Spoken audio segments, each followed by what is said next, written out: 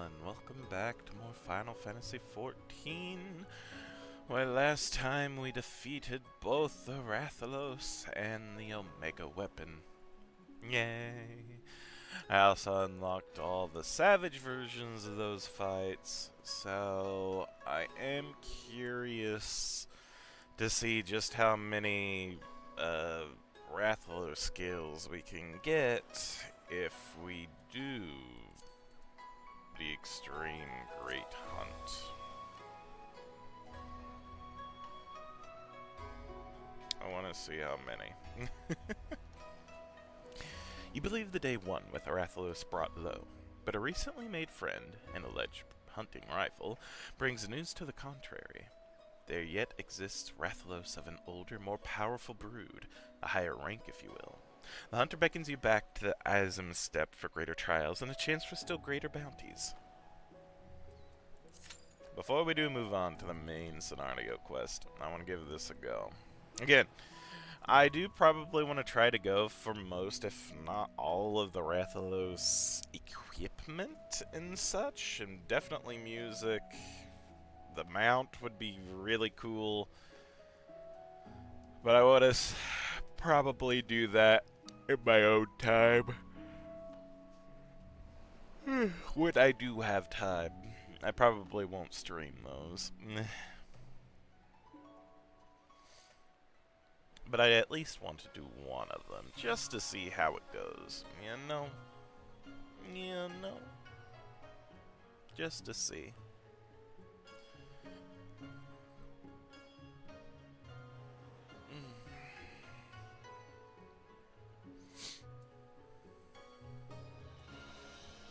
But while we wait, I think I will go back to Gilabanya now. Well, let me look at the stuff again. That way I know what I want to focus on first. Since I only have 2 scales, I can't really buy anything right now. Oh, wait, Rathalos Scale and Rathalos Scale Plus are 2 different things. Oh. Oh, yeah, I'm definitely gonna have to do that on my own then, huh?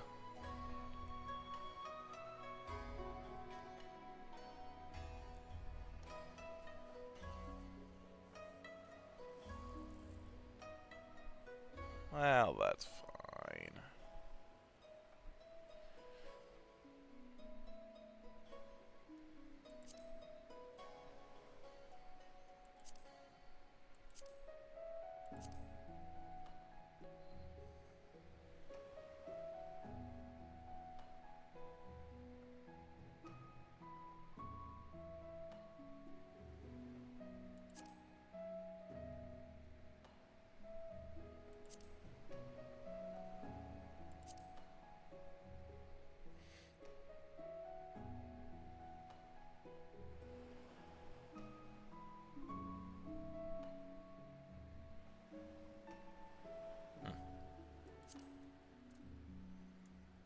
Okay, so that's what it is.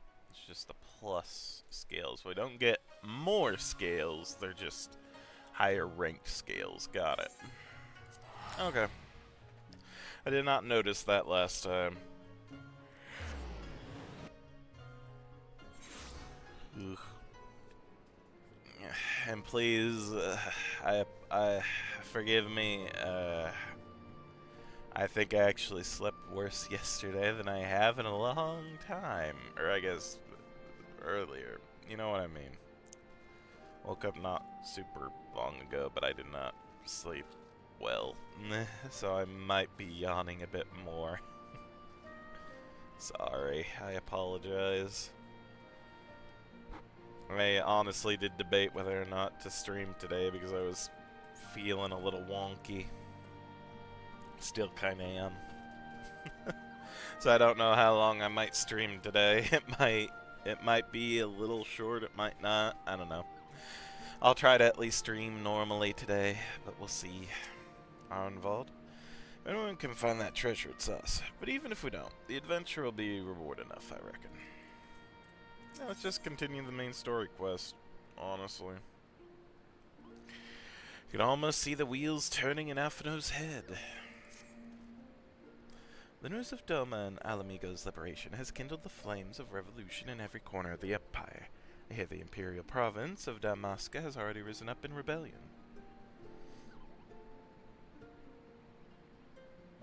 Cool, that's the one we were in before, right? Or was that Rabanastre? Is that both the same thing? I forget. Which means the Garleans must surely have their hands full. What better time than now to indulge in such a diversion? Tell us, Arnvald, have we any clues as to where we might begin our search? Well, judging by how the other treasure hunters fared, nosing about the palace isn't like to get us anywhere, so we'll probably need to, ask around? Well, would that be another way of saying no? Well, yes. I see. In that case, I shall pay a visit to the Allied archivists and request access to the records seized by the Imperials. The Garleans are meticulous about such things. If they uncovered the trove during their occupation, the event is certain to have been recorded. In the meantime, the two of you can track down those who worked as palace servants and officials in Theodoric's day. Given that they would have been at least 20 at the time, you'll be looking for people who have seen 40 summers or more. Anything they can tell you about the king and his bloody deeds may prove useful. So be sure to listen well. Arnvald, pray try your luck in the fringes and the peaks, whilst Shant makes the rounds in the Alamigan quarter. And there I was thinking I was the party leader. Not that I mind, of course. Let's be at it, eh? We can meet afterwards at Gilbard's Gate. Oh, I feel like this is gonna be a fun time reading too.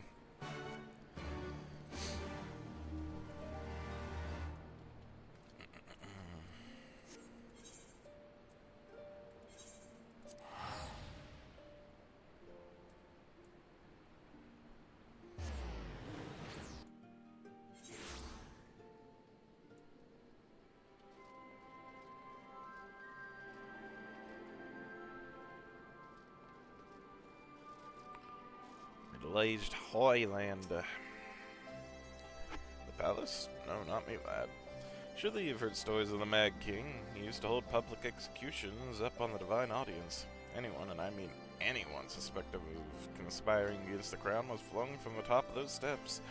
Suffice it to say that I stayed as far away from the palace as possible.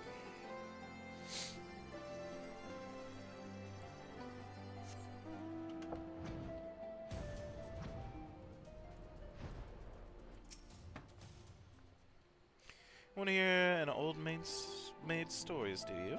Aye. Well, most of what I know of the Mad King is common knowledge. We'd only see his royal majesty when he deigned to attend the executions he ordered, and after a while, even watching his enemies die wasn't enough to coax him out of hiding. They say he started seeing assassins in every shadow and wouldn't set foot outside of the palace walls. I was offered work there as a royal servant once, but the mere thought of it left me in a cold sweat.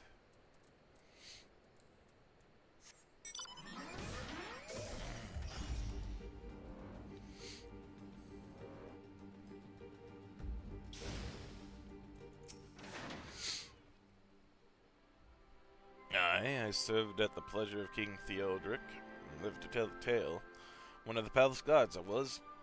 Truth be told, it was a dark chapter in my life, and one I'd sooner forget. Hardly a night went by when we didn't hear blood-curdling screams echoing from the inner chambers, which of course we were under orders to ignore. So we'd stand still as statues, trying not to imagine what horrors were unfolding within. If you're hell's bent on finding out what happened in the palace, head down the street here and ask old Ernold. He was the king's head scribe.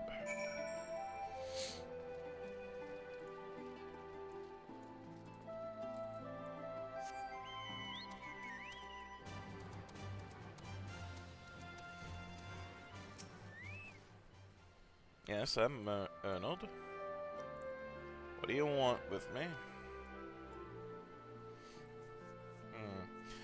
You would have me dredge up some decidedly unsavory memories. Yet if Alamigo is to move forward, we must needs acknowledge the misdeeds of the past. Very well. I shall tell you what I remember. I take it you know of Theodoric's paranoia and public executions of his kinsmen. Those were terrible enough, but in his last days the king's fevered mind settled upon an even grislier method of disposal, which only a chosen few were unfortunate enough to witness. Oh. His Majesty ordered the court thermitages to unleash a vile curse upon the remaining members of the royal family, a magic which transformed them into fiends of hideous aspect. The resulting monstrosities were cast into the darkness below the palace. Even now my sleep is troubled by nightmares. If others of Theodoric's blood were prone to share his madness, then mayhap it is a kindness that the monarchy ended with him.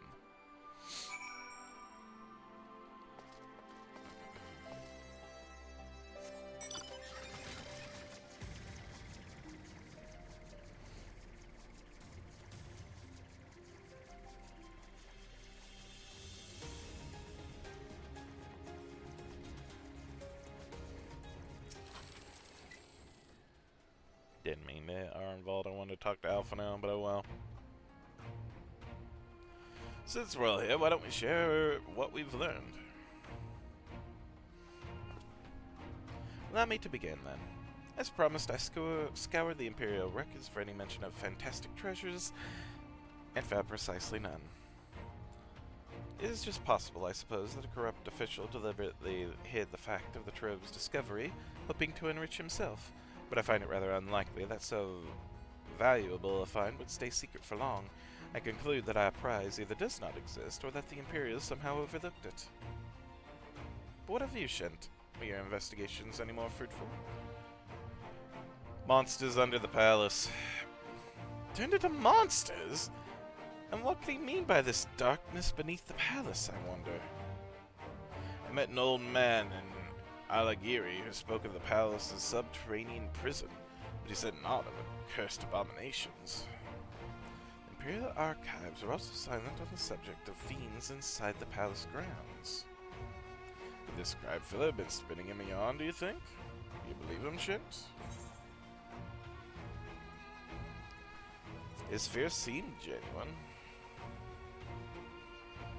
He was afraid. That does lend credence to the tale, though I'm not sure how that helps us in our search. Do not be so hasty. Arnold's anecdote may very well have told us where the trove is hidden, but ere I share my theory, there is a matter I would clarify. Arnvald, you spoke of light-hearted adventure, but I sense a deeper motive for this expedition. Why are you so intent on finding this treasure?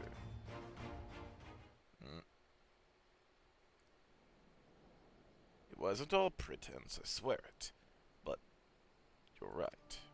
My father was in the Imperial Army, a man of Garlean blood. I trust you know what that means when I say that my Alamigan mother did not welcome my arrival.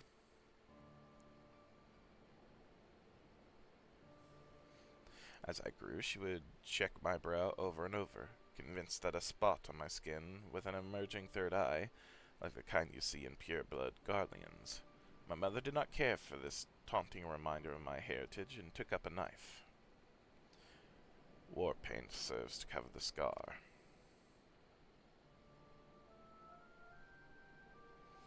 In the end, she turned me out into the street. I was left to haunt the alleyways of Alamigo, a feral child who got what he needed through begging, cunning, or worse. The best I could say about the years that followed is that I survived, but I hated the animal I'd become. Eventually, I left the city behind me and joined a group of refugees bound for the other side of the wall. It was then that I turned to adventuring, and that road led me into the company of the Scions.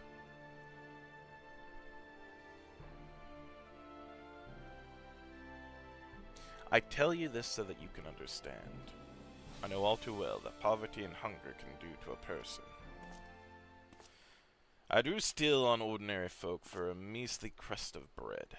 With Theodoric's gold, I can spare my countrymen the shame of living like that.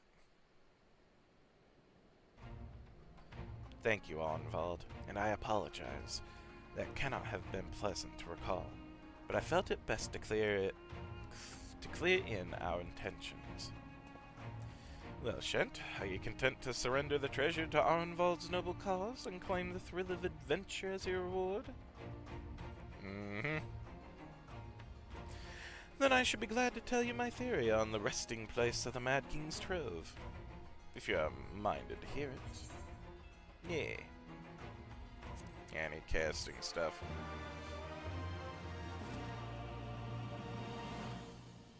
Yeah. Sure, I'll open it now.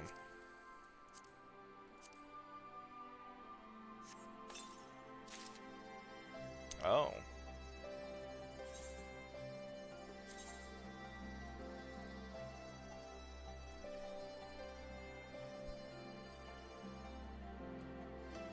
Okay, yeah, bit of an upgrade. I'll take that.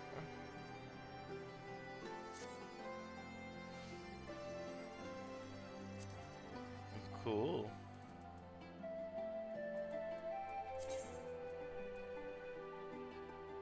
Still have the green ring here. Meh.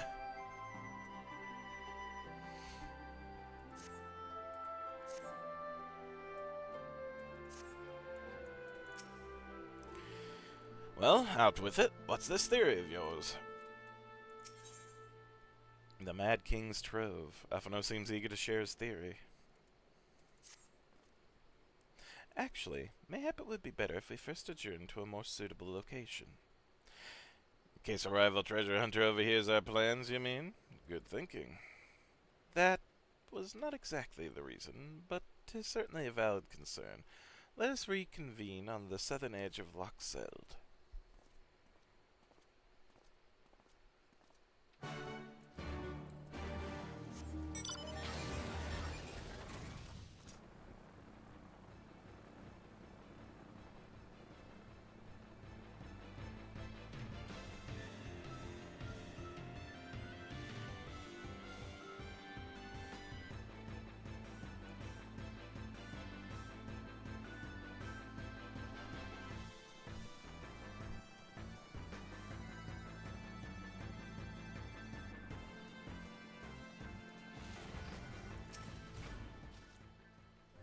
Come now, Afno, don't leave us in suspense.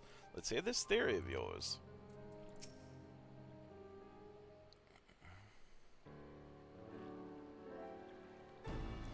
Forgive me. 'Twas not my intention to draw out proceedings. I simply wished to have the lock in sight while I explain this.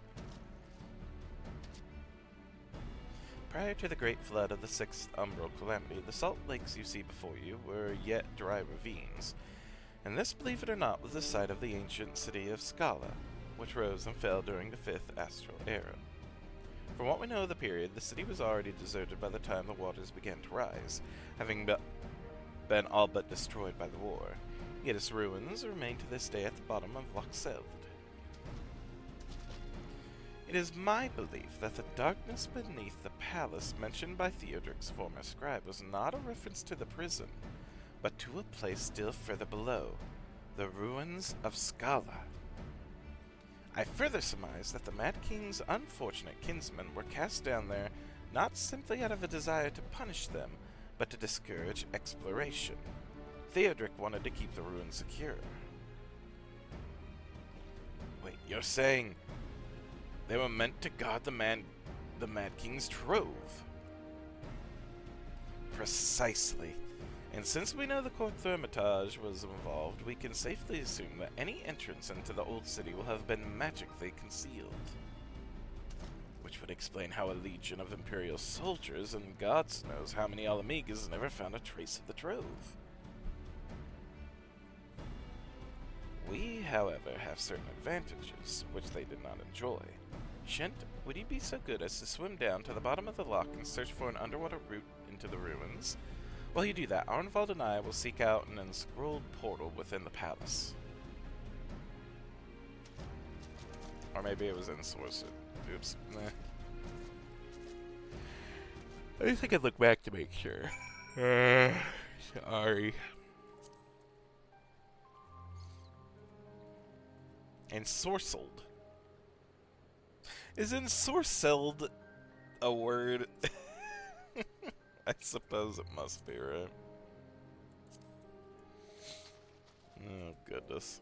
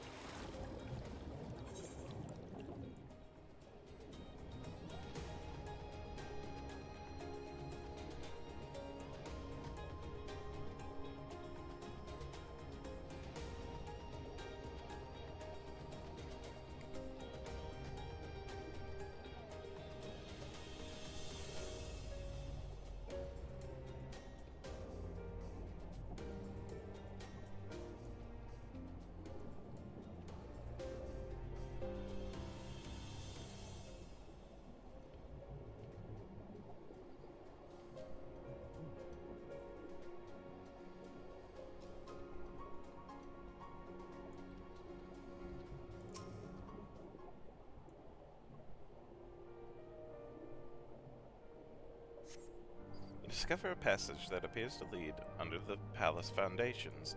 Press on and find out where it goes. I already did. I just did it too soon.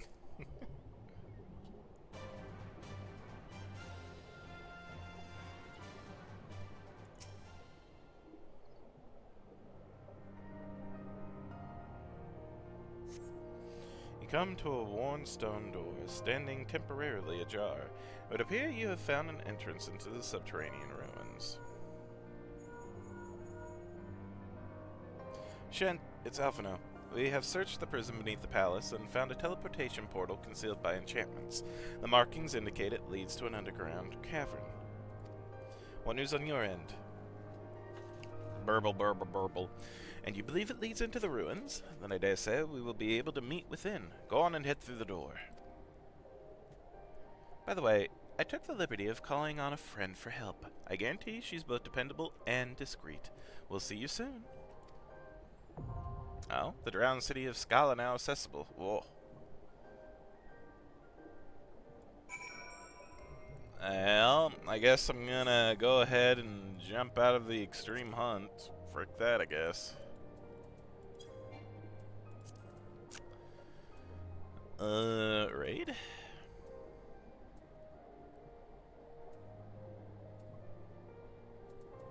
Dungeon? Yes, dungeon.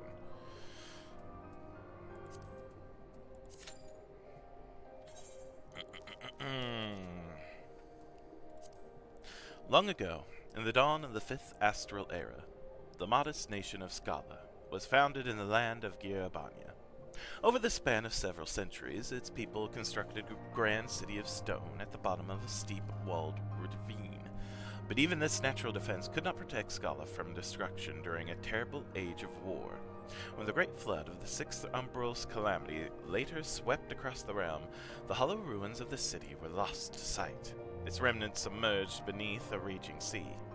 Haunting the depths of what is now Loch Seld, Scala's silent walls lure adventurers into salt-laden waters with a promise of mysteries unsolved and treasures unclaimed. Ooh. Ah.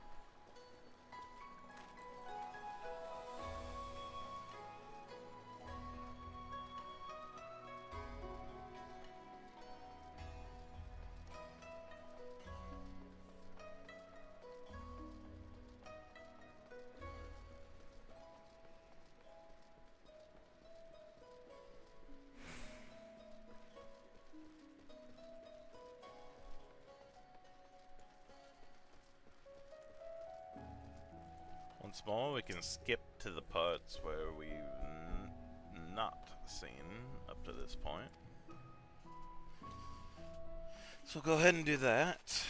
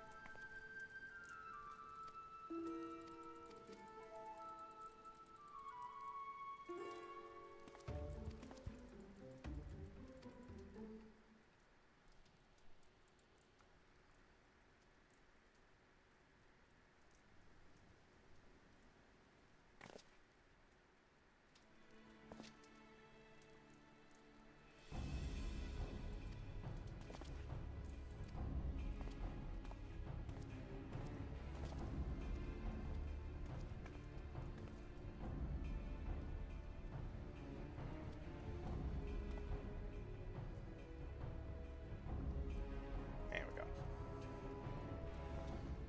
Huh. We certainly can't have that, which reminds me. Shigure? We once told me it was your dream to serve alongside us. Is that still the case? Yes, sir, it is.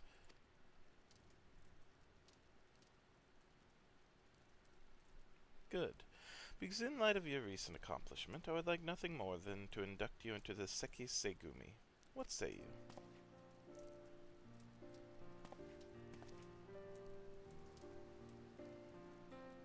It would be an honor, sir. Glad to hear it. There are, of course, some few procedures and discussions with my superiors that must come first, but we may attend to them now. If your comrades are do not mind waiting. Not at all. We will await your triumphant return, Shigure.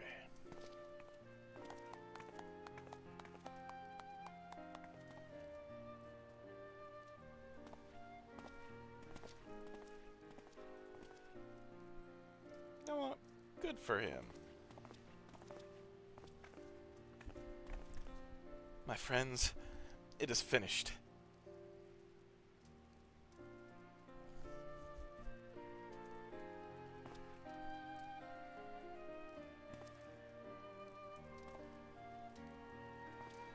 A Shigure reborn.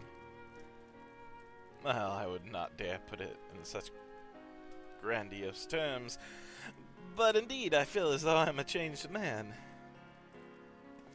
And it is you three who have changed me for the better. 1,000 thanks to you, Shent, Inspector Hildebrand, Nashu.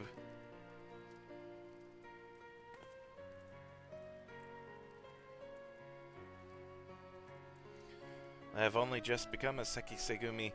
I have already been given my first assignment. I am to pursue the renegade Yojimbo and recover the Saburo Sukehiro.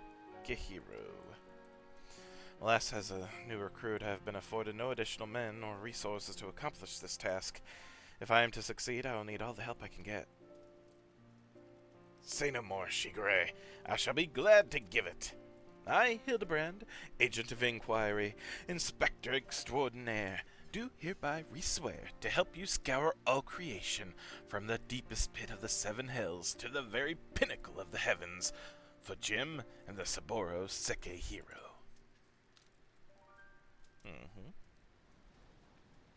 And so our hunt begins again. Wait for me, Inspector! Wait for me!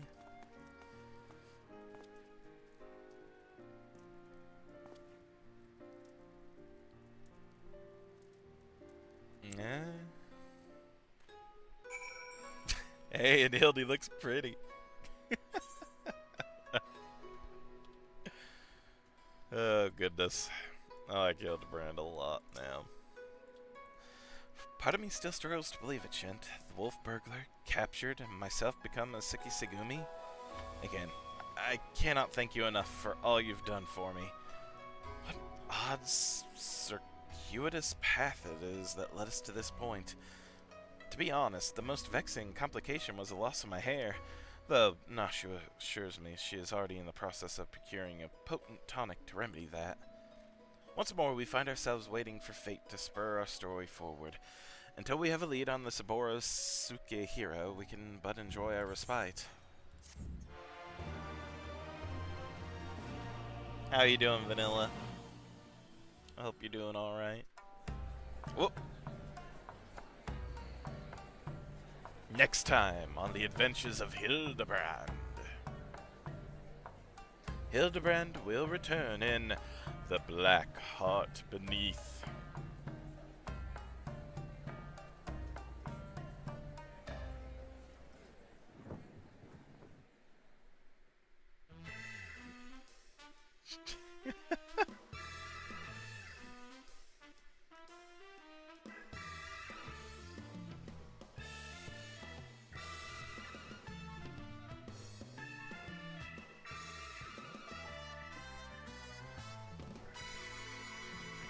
See you, Inspector. Me too, it's so good. I like seeing all of them do it. Oh my goodness. Yeah, let's just continue it while we wait for our dungeon to queue. God damn it. Alas, Shigure seems utterly devoid of hair and hope.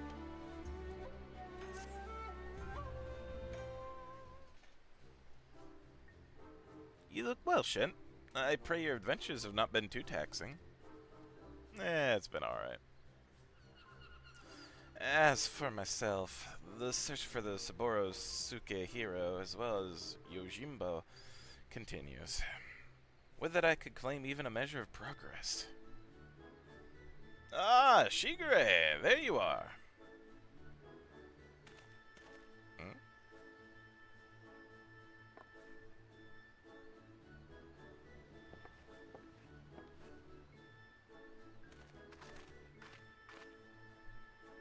We thought that perhaps to find you inside, my bald man, but I see you are here, in the company of my stalwart assistant. But you of all people should... Having failed to seize upon new information of value, or even passing relevance, we are in the midst of reconsidering our investigative strategy. But tell me, have you heard of Jim and our missing sword? Jim? Who's... Ah, yes, Yojimbo. No, as I was telling Shent, I've made no progress since last we spoke. Well, you seem distressed, Shigure. If you yet pine for your lost locks, then pine no longer, for we have brought you a hair tonic of preternatural effectiveness. Really? Well, that is actually a very considerate gesture. Thank you. Why not try it right now? Yeah, it just commenced. We'll get to this in a minute. Dungeon time, though. Dungeon? More like fungin. For the drowned city of Scala. Ah, what the frick?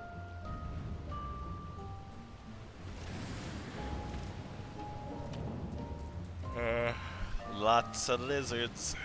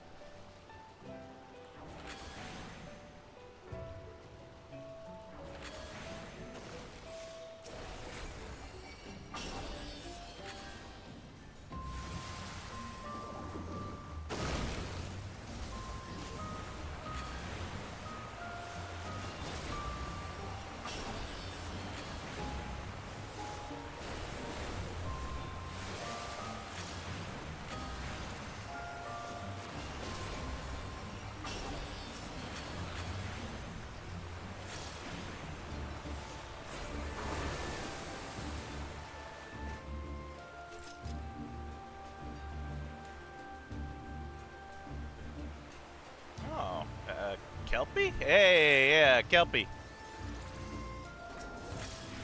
Oh, I don't like the look of that. Yep, let's now not stand in water.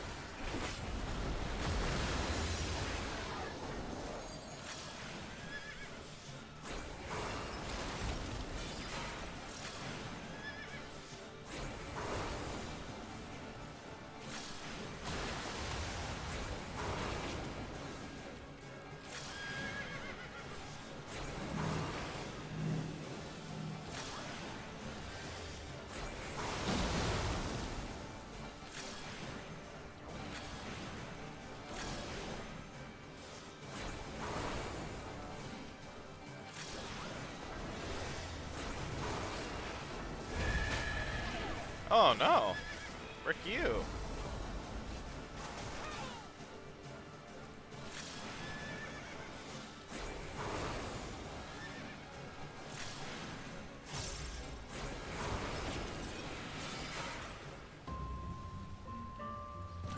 And there's treasure.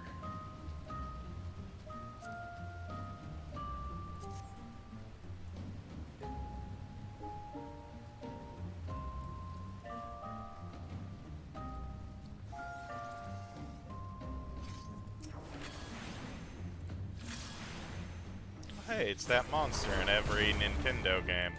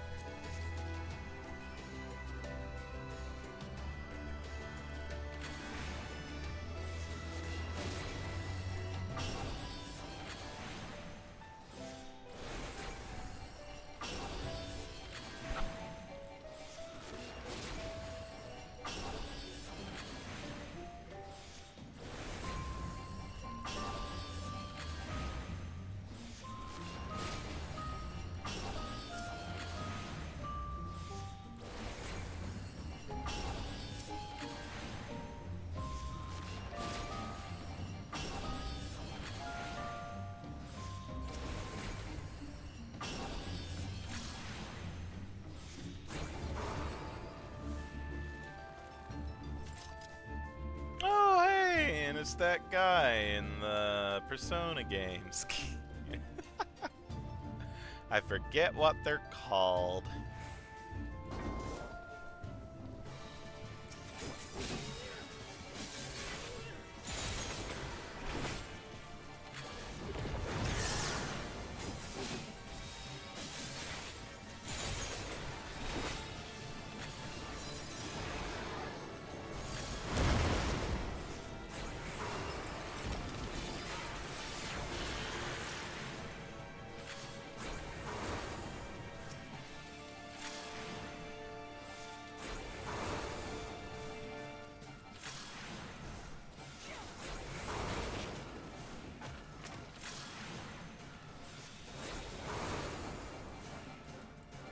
Oh, activating clunk transformation. Hex, hex, hex.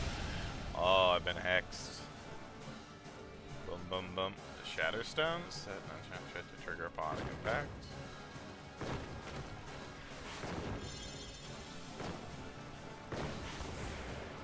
There we go. Okay.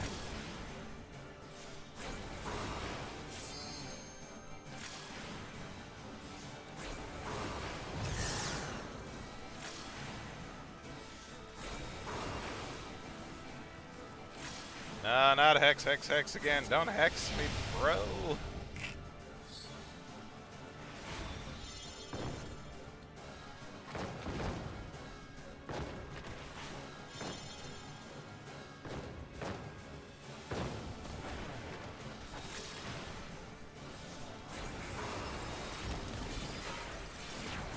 Woo! Yeah, I need to dodge the lasers. And dead. Cool.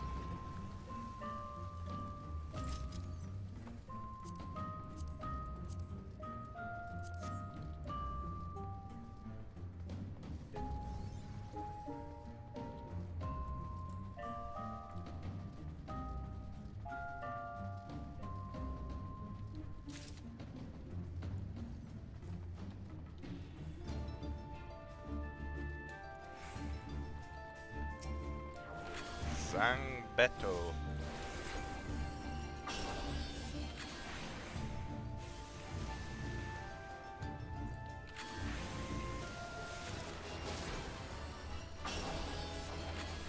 Oh, I got the casting ring? Or maybe neck piece.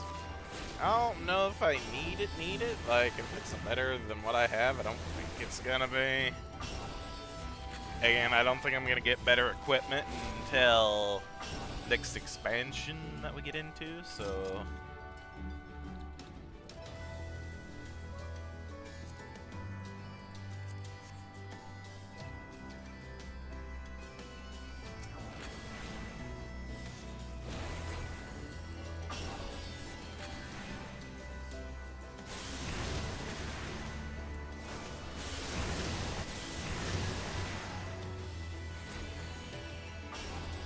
Let's not be behind Zangbeto. Or maybe it doesn't matter.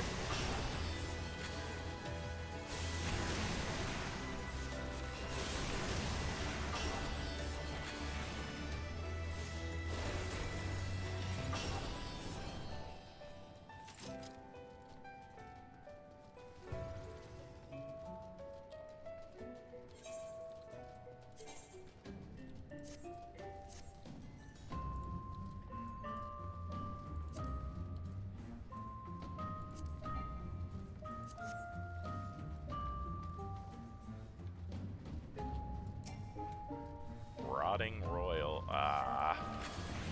Well, there they are.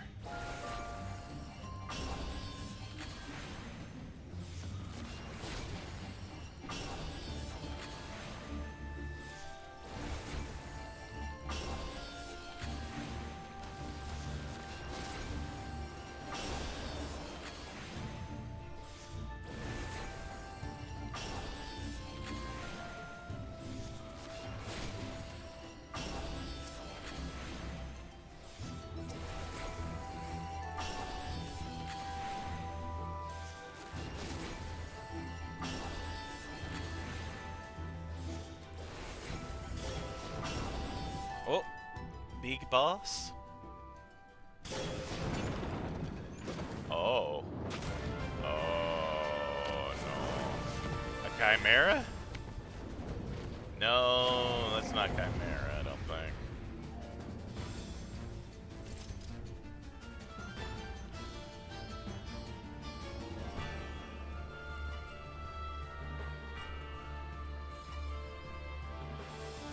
Roderick Poison Tongue.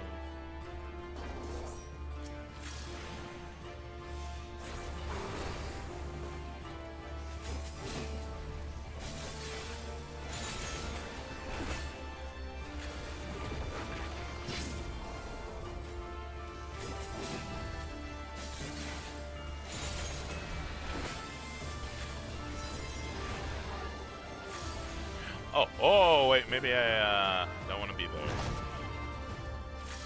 Okay. Yeah, I'm gonna go to the side. The side is where I should probably be. Oh.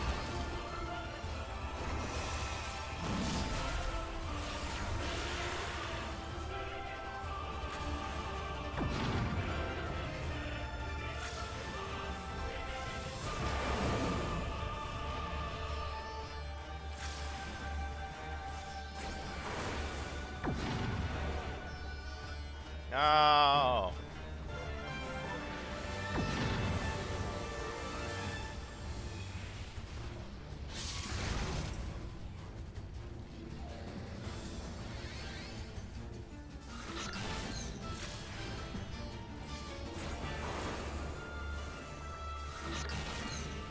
want to get off to the side of it.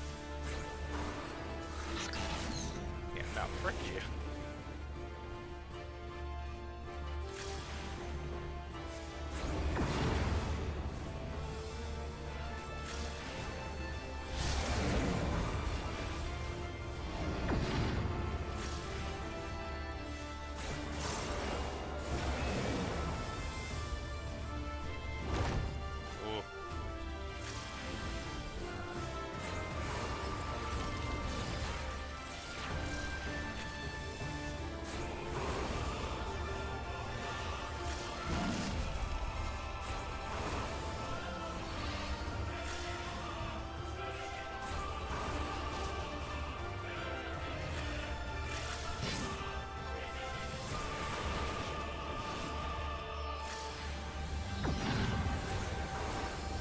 Ah.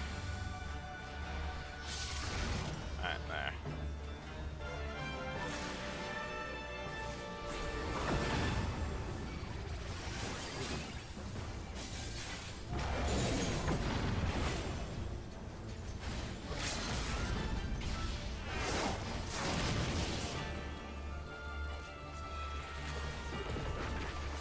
Yeah. Notice, I like that. I especially like the one where it's targeting like the plus on me, so I have to arrange myself where I'm not going to be attacking the other people by mistake. I like that actually a lot.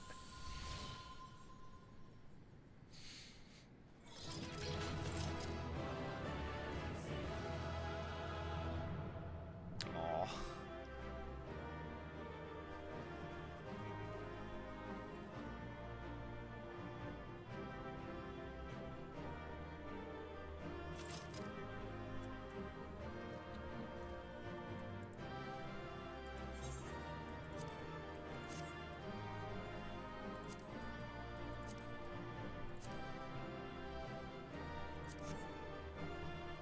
Dang it! You rolled an 85. Oh, I rolled a 71. Oh, man. Who are you? Do I know you? Armvel's gotten stronger, hasn't he? Oh, yeah, you're part of Armvel's crew. Okay, cool. Oh, yeah, hey, we found the treasure, didn't we? I don't like that. It gives me Ghostbusters 2 vibes. Yes, leave the duty.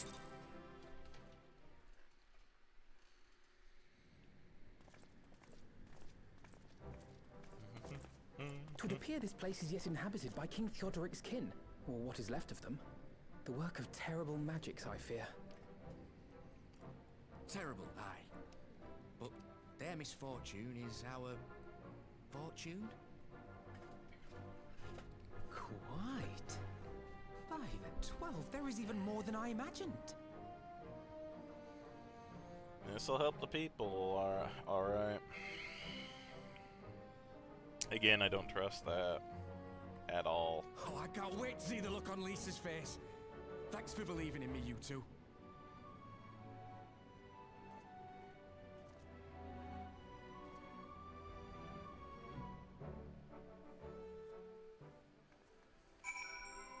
Okay, it might be fine then. Now that I think about it, I might do some dailies just so I can get more storm seals.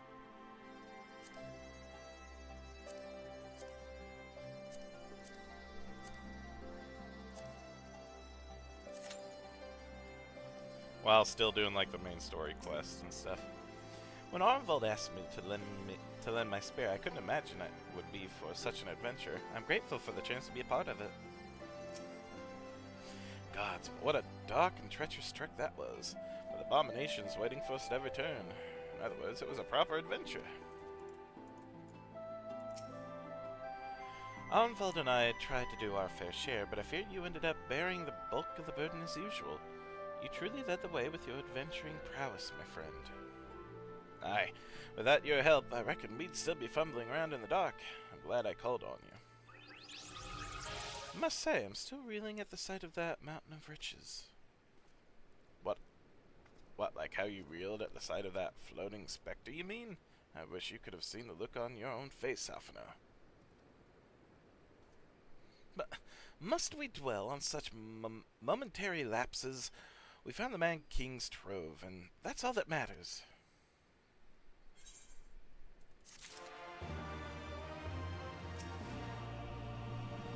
When Arnvald asked me to lend my spear, yeah, okay. First Estinian and now Arnvald. 'Twould seem there's much amusement to be had at my expense. Honestly, I might as well go adventuring with Alizé.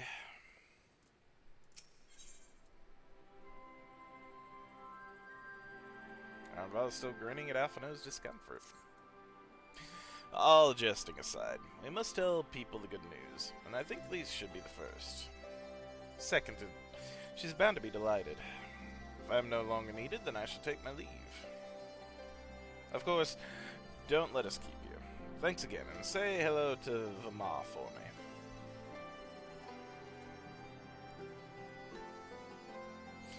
Now then, there's to be a meeting of representatives from across Alamigo, so Lisa's sure to be in the city. Shall we seek her out?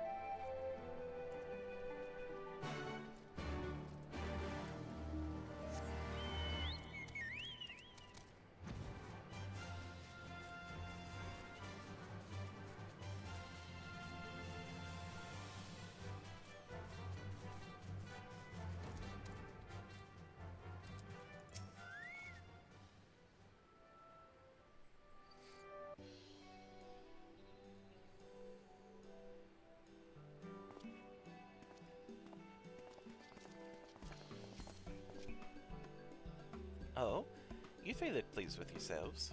What have you been up to? I'm glad you asked, Lise, and I'm pretty sure you're going to like the answer.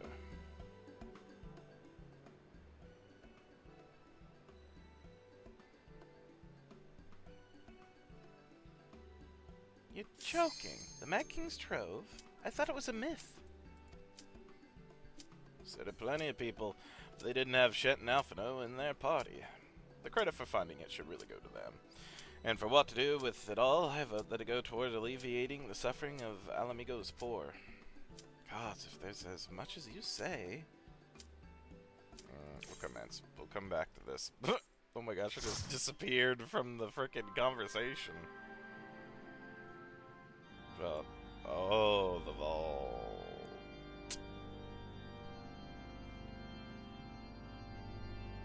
Okay.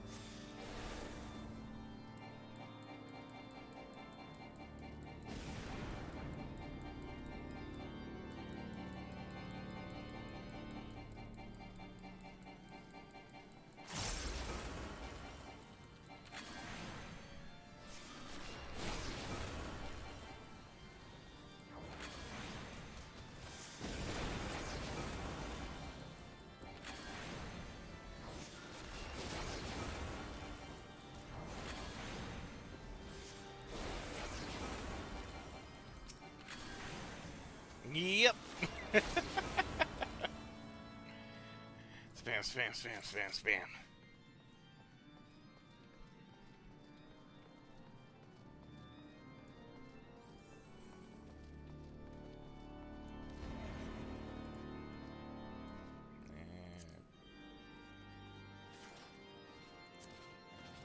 Pass. I'll look and see what the hat looks like.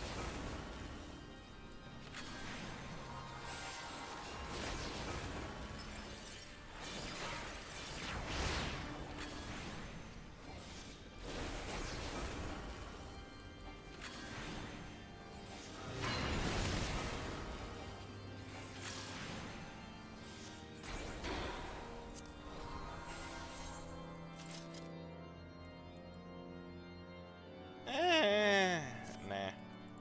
Pass.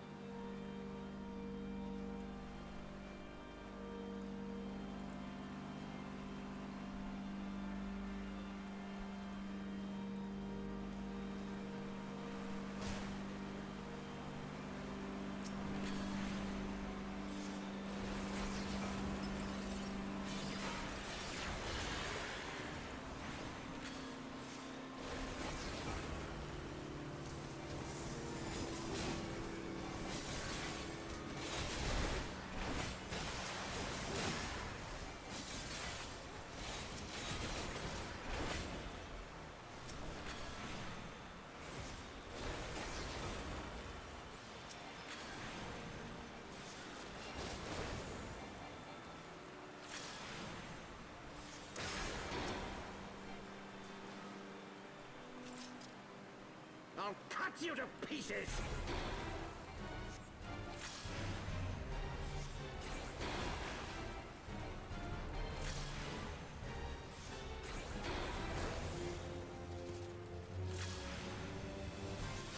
I will not yield to you!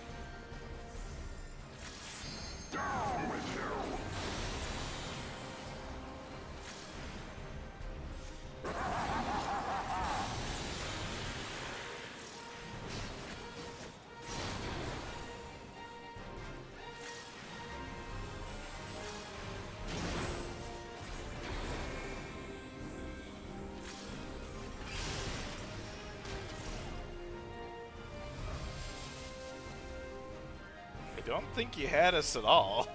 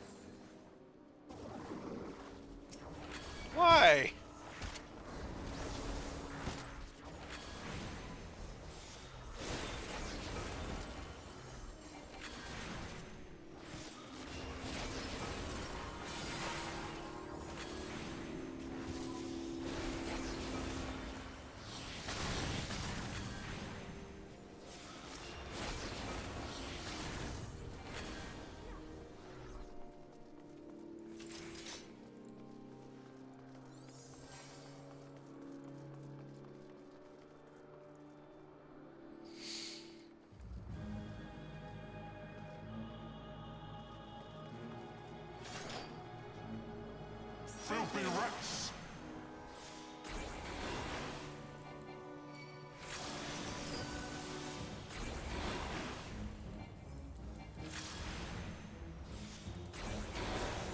Bid on with you!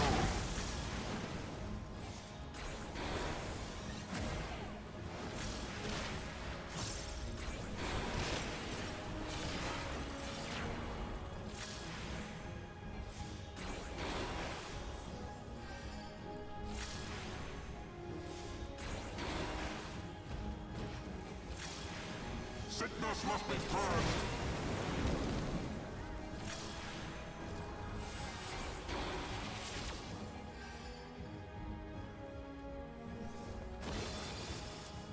And now the final curtain!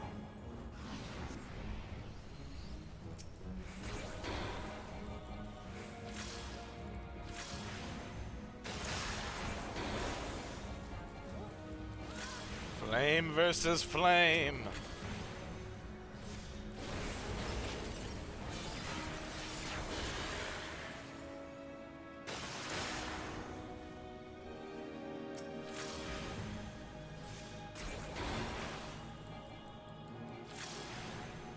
This shall be a mercy. You disgust me.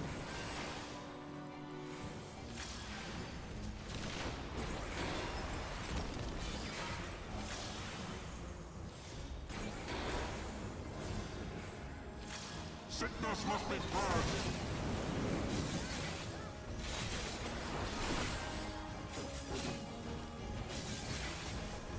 Bid on with you.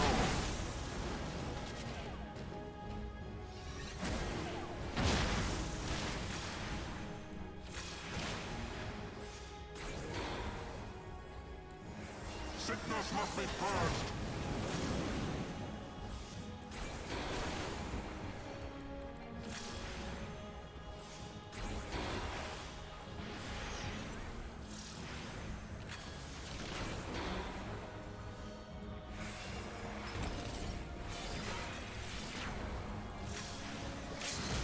Sickness must be purged. Alright, we're good. There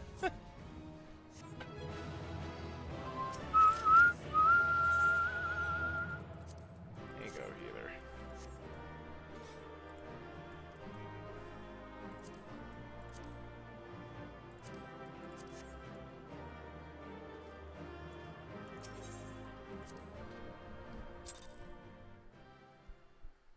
Hooray. Alright.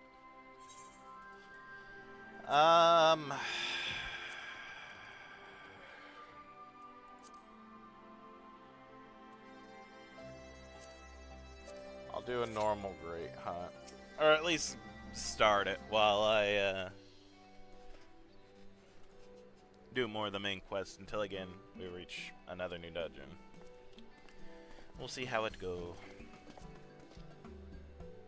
Oh, yeah. Okay, so we're gonna skip to where we were before.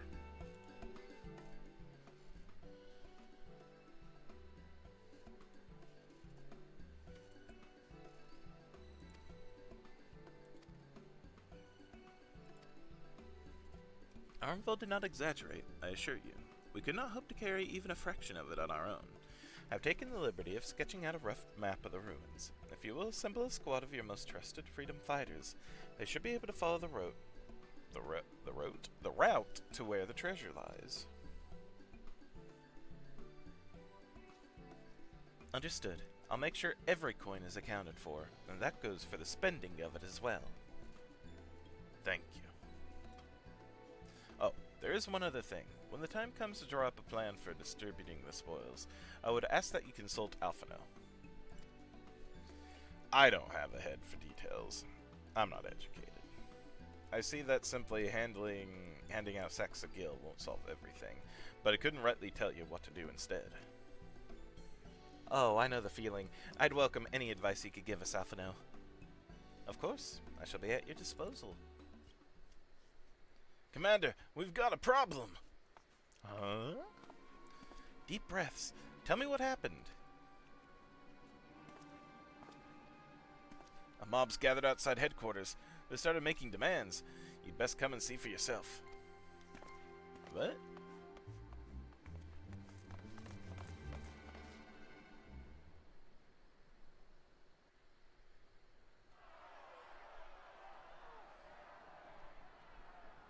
Step back, all of you!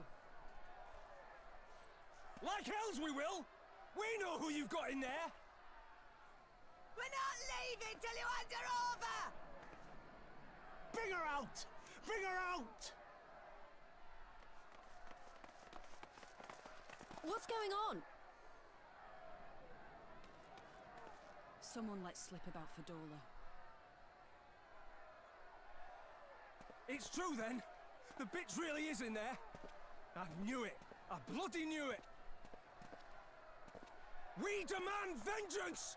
Bring her out! Today we butcher the butcher! Oh my god.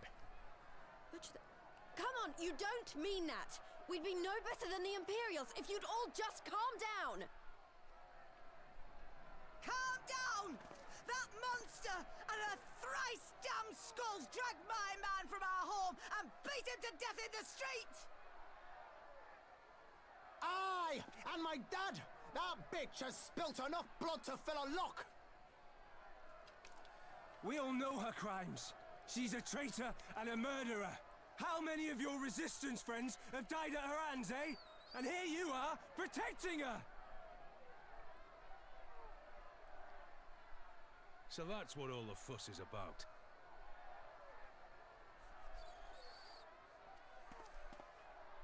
Hearken to me, brothers and sisters of Alamigo. Hey, who's this? That's the Bull of Alamigo. My friends, you are not alone in your anger, your grief, your despair, for it is mine as well.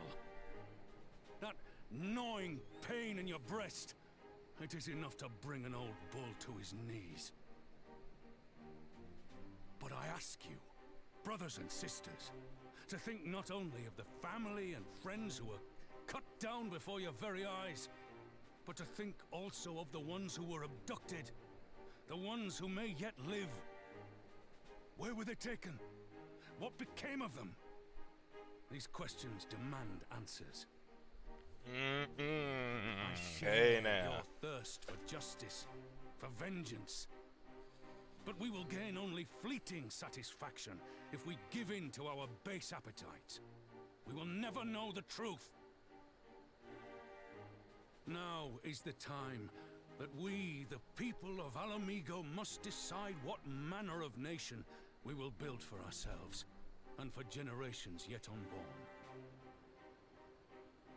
When they look to our example, will they see a people who held fast to their principles, or one who cast them aside when tried? I say to you, it is our responsibility to give these prisoners a fair trial, that they might answer to all of Alamigo. The Garleans called us savages, and I'll be damned if we prove them right.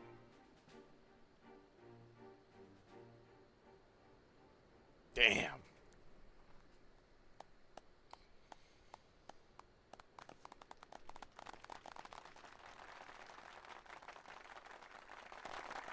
I know you're right, I do, but I can't.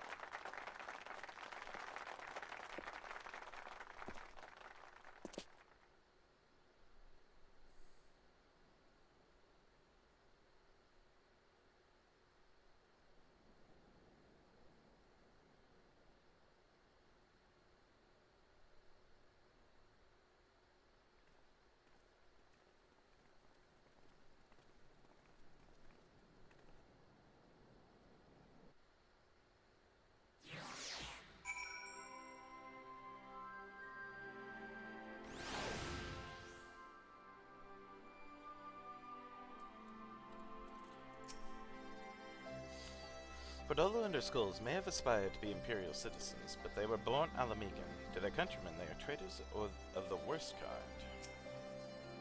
The Butcher has much to answer for, but to simply drag her from her cell and slaughter her in the street? General Albi was right.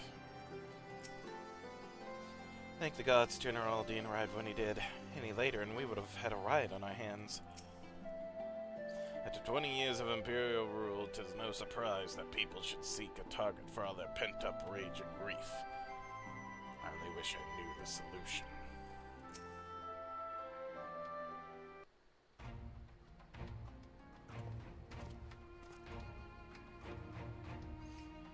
My thanks, Raban. Listening to their anger, I could feel myself being swept away. 'Tis a difficult tide to stem. 'Twas that same rage which brought us to our feet and carried us to victory. But now the war is over, all the unspent fury is being channeled into vengeance. Aye, and it's not just here. We've reports of mobs forming all over. They've been targeting folk known to have cooperated with the Garleans. It starts with insults more often than someone picks up a stone. Some industrious souls even thought to seek out the graves of Xenos and his officers. It was grim.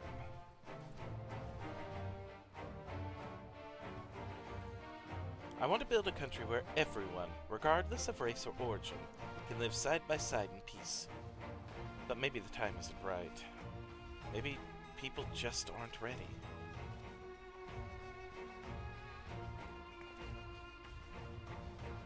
But that doesn't mean I'm not going to try. The representatives will be here soon, and I'll be damned if I'm going to give up before I've even begun. Who are these representatives anyway? Oh, village elders, refugee leaders, and the like. It wouldn't be right for us to dictate the nation's future on our own, so we've planned a summit of sorts. We've even invited the Yanada and the Kikirin to participate. Alamigo stands at a crossroads. This meeting will decide which path it takes. The matters of Fordola's sentence cannot be suffered to disrupt proceedings. Then let's execute her and be done with it. She herself asked to be put to death. Nah, go. I already explained why we wouldn't do that. Sending her to the gallows might satisfy people right now, but where would it end? Should we round up everyone who collaborated, and everyone who didn't resist? There'd be no one left, and we'd be no better than Theodric and Xenos.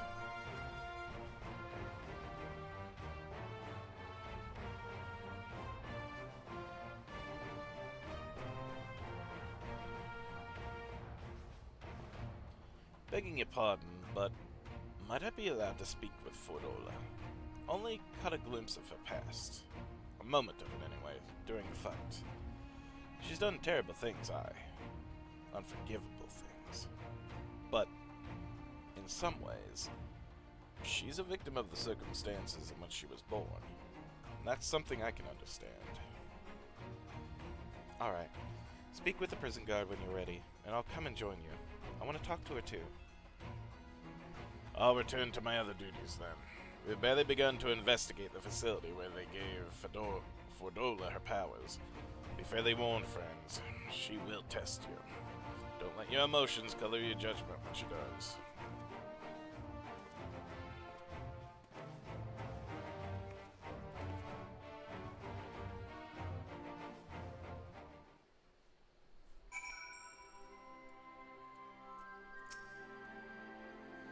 If you'll have me, I have a mind to attend this interview as well. I've no wish to save Fordola, even if I could, but there's more to her than meets the eye, I'm sure of it.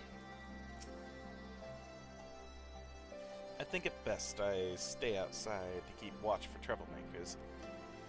After that, what that woman did to Mefred and Commander Kemp, I'd struggle not to throttle her. Speak the guard, and we'll all go in together.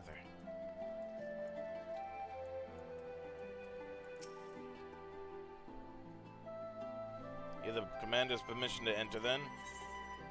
Yeah.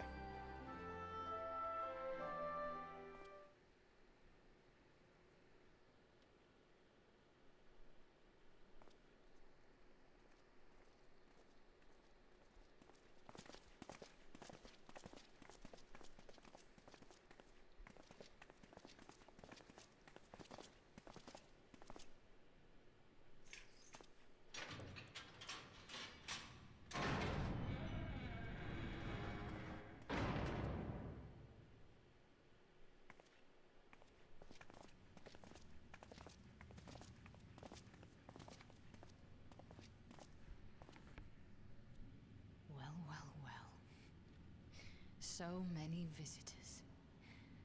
Come to have a good laugh, have you?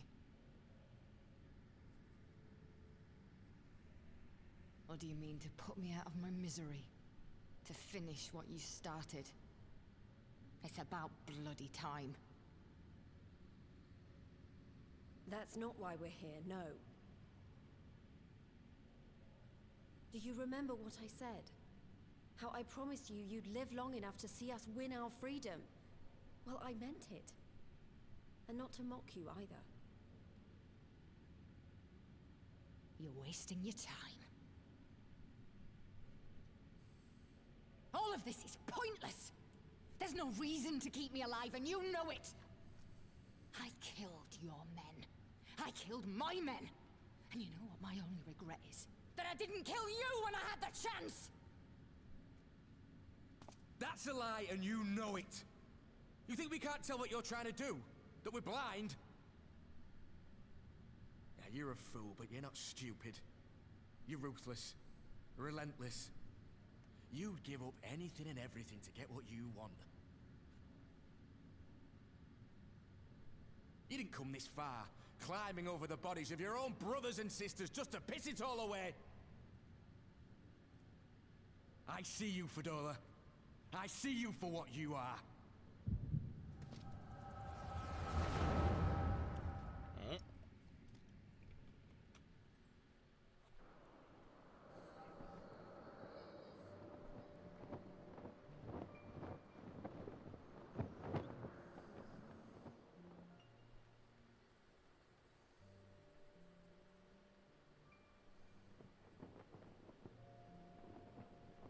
Come along, Fadola. We mustn't be late. The Imperial Viceroy will be attending today's banquet. All right!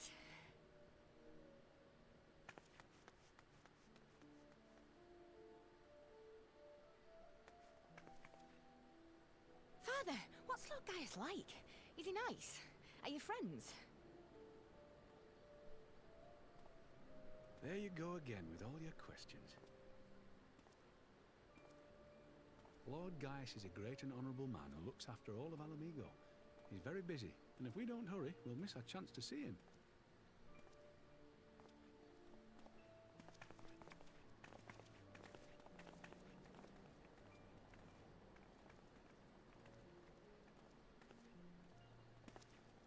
Filthy tin-head lovers.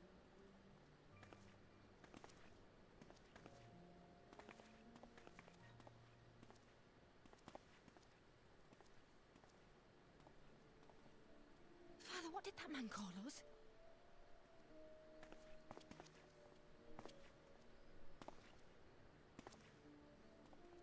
The little tin-head lover doesn't know what she is, eh? A traitor, sweetheart. A backstabbing bitch who'd gladly betray her kith and kin to gnaw on what few scraps the Imperials deign to toss her. Like your bastard father and whore mother.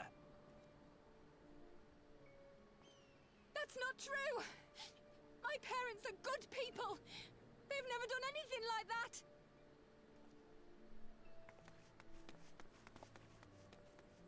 Oh, but they were quick to help themselves and their bitch spawn, weren't they? You're just as guilty as them.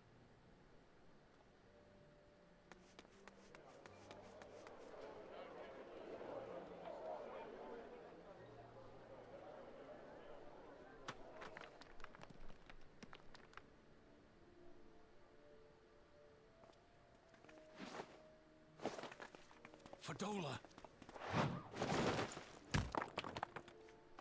Traitors!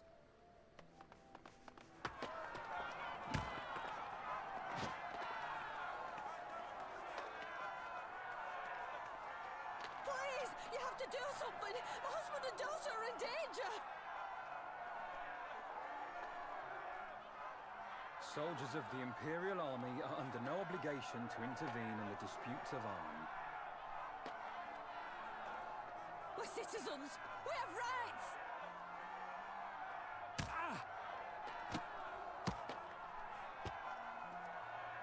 I'm scared. It's all right.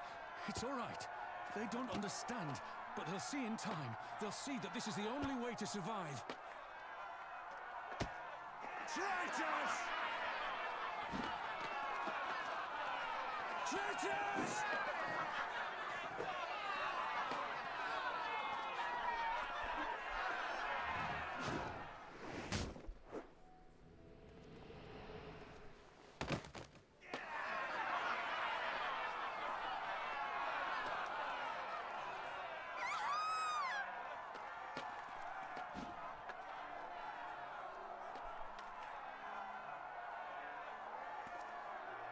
Let the savages have their fun. They'll be more compliant once they've tired themselves out.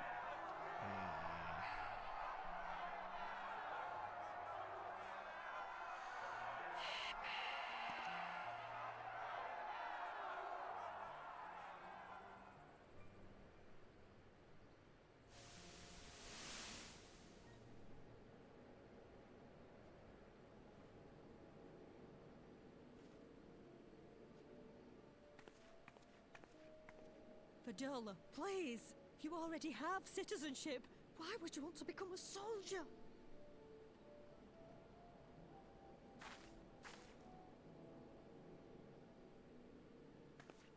Oh, gods! What have you done to your face? Forgotten it already, have you? I'm honoring Father's memory. By telling the world that you know better than a common savage.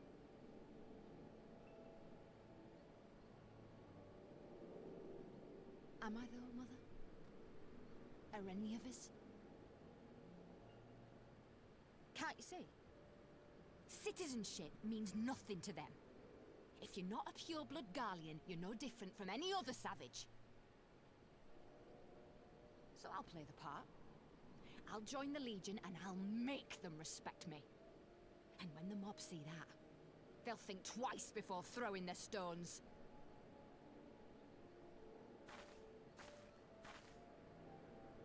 Ansfrid, Rudolph, Emlyn. It's time. It'll be hard. Humiliating. They'll try to break us. Send us crawling back to our own kind. No matter what. We'll bleed for them, die for them if we have to.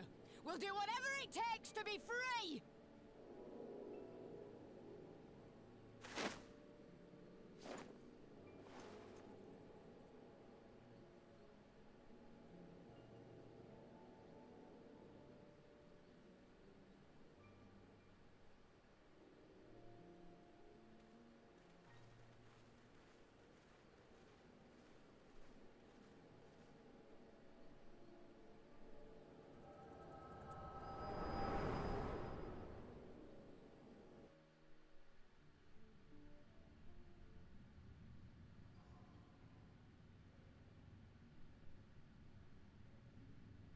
So, you mean to play the part one last time, eh? The unrepentant traitor whose death will serve to unite the people? Shut up. You had every chance to kill yourself. Fashion a noose from your clothes.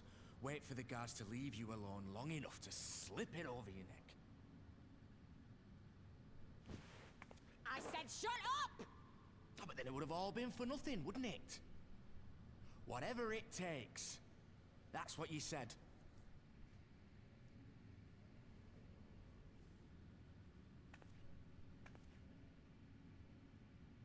Been in my head, have you? Had a little peek at my past? And what? A few stolen memories tell you everything you need to know, do they?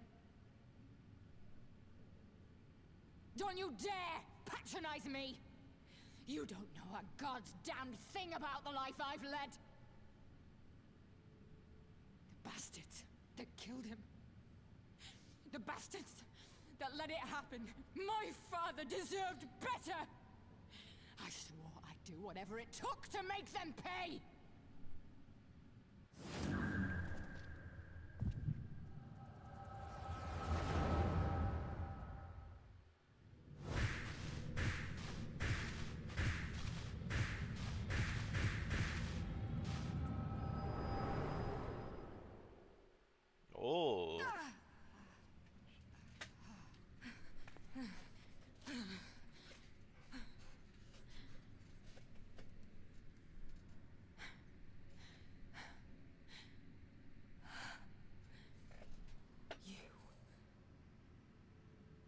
You. All that power. All that pain. It's too much. Too much for anyone. The things they've done to you. The lies. The betrayal. The endless fighting. Yet there you stand. Unbroken. How? Why?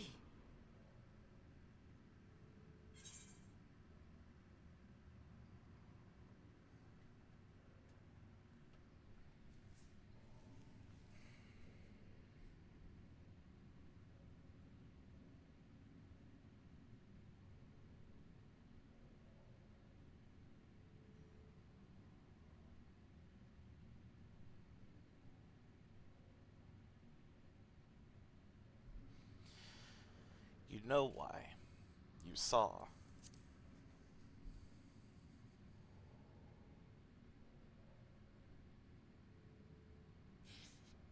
Damn you. Damn you all.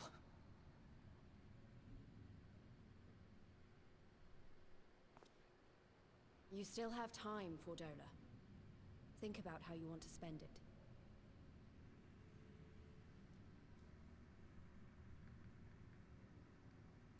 Let's go.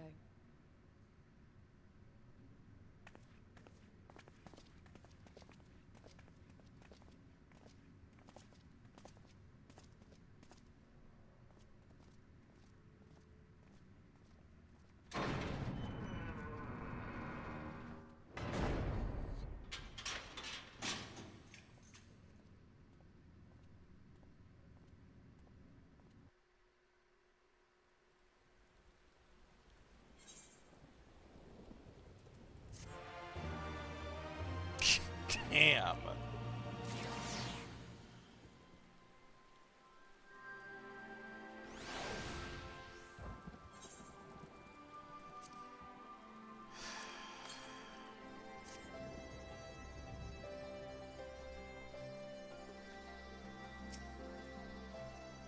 Sorry about that. I let my emotions get the better of me. Just that she... Yes. Let's beat up Arathalos. Again. This is just normal Arathalos, though.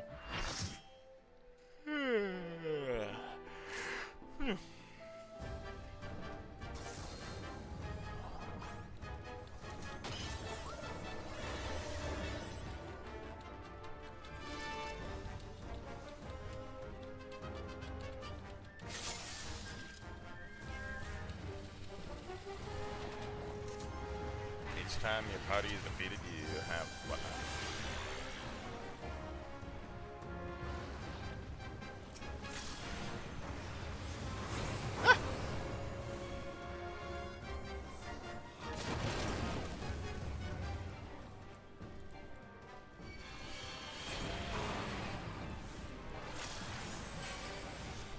Not again! Why? He's bullying me.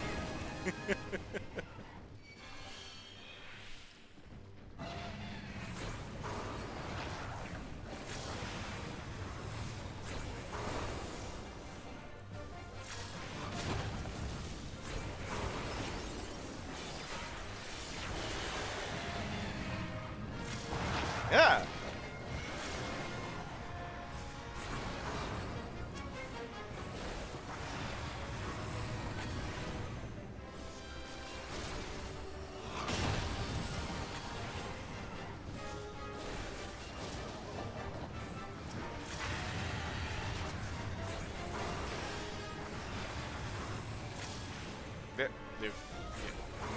Might not want to stand in my fire zone.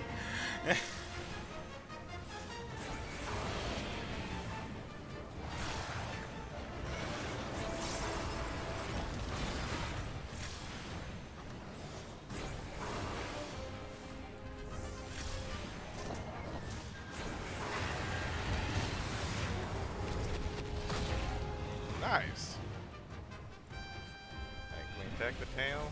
I forget. If we're gonna. No, no. Yeah, never mind.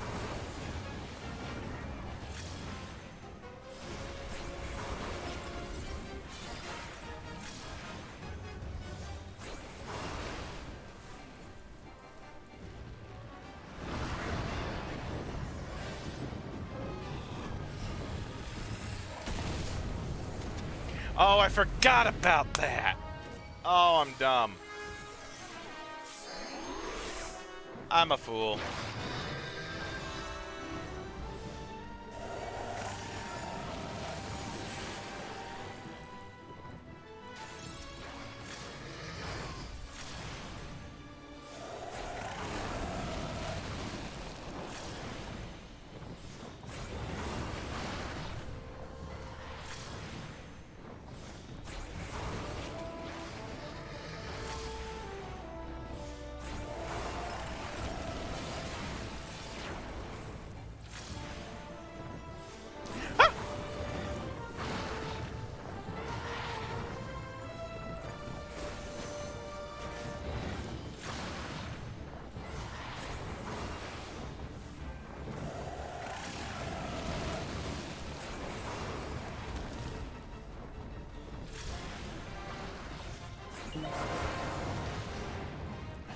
Tail.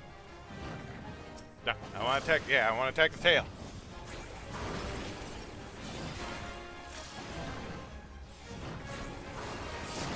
Good. Heck yeah.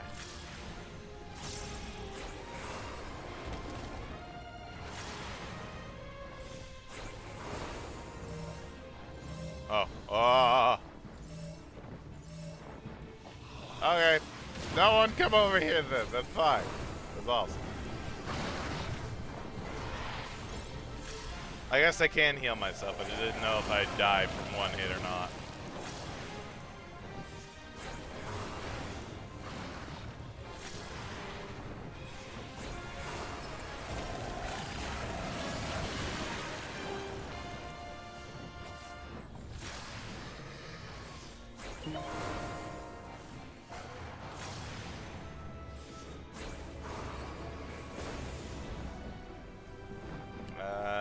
Okay.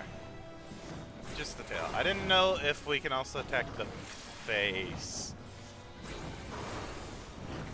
Again, there's more places to break than just the tail on the Rathalos and normal Monster Hunter, so I didn't know. I couldn't tell last time I did this whether or not. Ah! Dang it! I still got hit.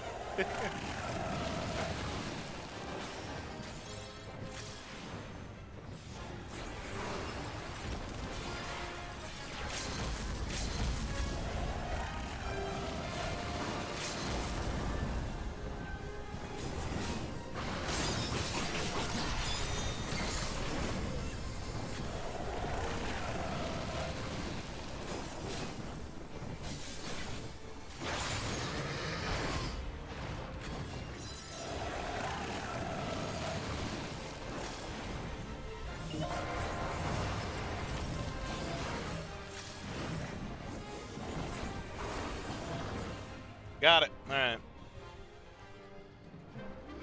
Woo. Yay. Come on, show me more than one. I got one.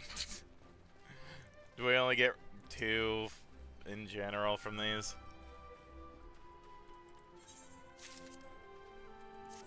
I think so. Oof, that's rough. So that means if we still only get two for the extreme version, in order to get the mount alone, we need to fight the Rathalos 25 times? Oof, okay. Okay. Seems a little rough, but okay.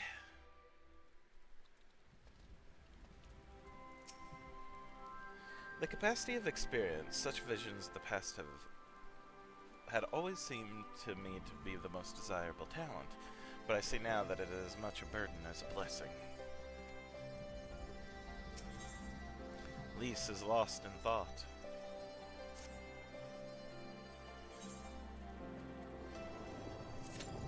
doing it, I guess. Haha, I wish. Oh no. Oh no. I don't know that we solved anything exactly, but we've given Fordola something to think about at least. Aye, and I found something new to think about too. I don't know about you, Shint, but the visions only come to me every now and then. From the way Fordola kept wincing, though, I get the feeling she's having them almost all the time. That's a lot of bad memories to deal with. Yay, my wind-up alpha. I wonder, could there be some fundamental difference between one who is born with the echo and one who had been artificially imbued with it? Well, the Immortal Flames have been scouring that research facility ever since the Liberation. There's a chance they might have found some answers for us. General Aldine's there overseeing the investigation. Let's go and pay him a visit, shall we?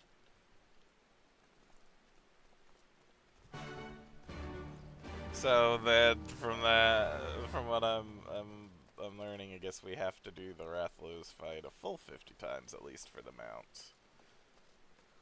With the extreme version, of course. Yay.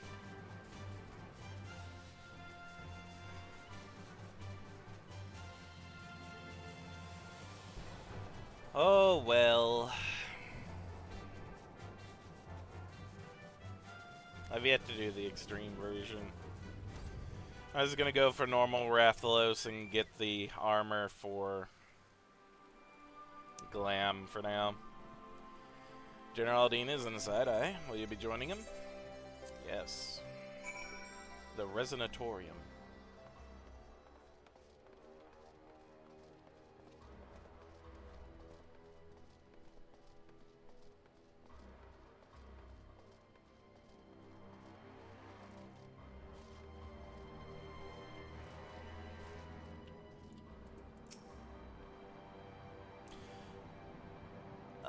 We received a request from the Alliance to analyze these devices, and I've been recording everything of interest. Guess Sid's probably resting from the Omega ordeal. Honestly, fair. Seeing this facility, I'm reminded of what they did to Kryle. Oh yeah. I hope Kryle's doing better.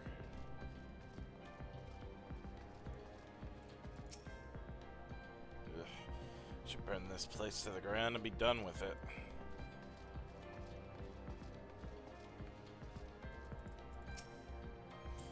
So many bodies. Oh god, all those are just bodies? I thought that was rubble. Oh. No. Oh my god, it just stretches into the background too. Oh my god! The thing is, even with the war going on, we didn't, like, see really much of the evidence of, like, the dead bodies and everything. This is, they're just here, covered up with the tarps.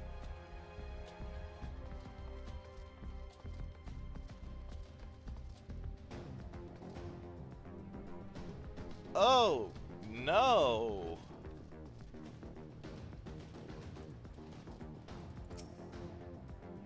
Come on, let's talk to Raban. Uh-huh. What news? Spoke with Fordola, I take it? Yes, as expected, she didn't say very much, but it wasn't a total waste of time. Arnvold noticed something odd about her. He thinks she might be having visions almost constantly, which is not how the Echo normally works. Have you found anything here which might explain why it's so different for her? We've been hard-pressed just to organize the research materials, let alone study them. To be frank, I'd welcome the Scion's expert assistance if you have time to lend a hand.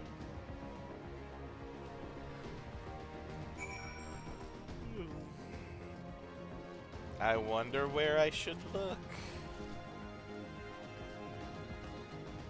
Do you want to go to the main part up here? Oh. Leave this section to me.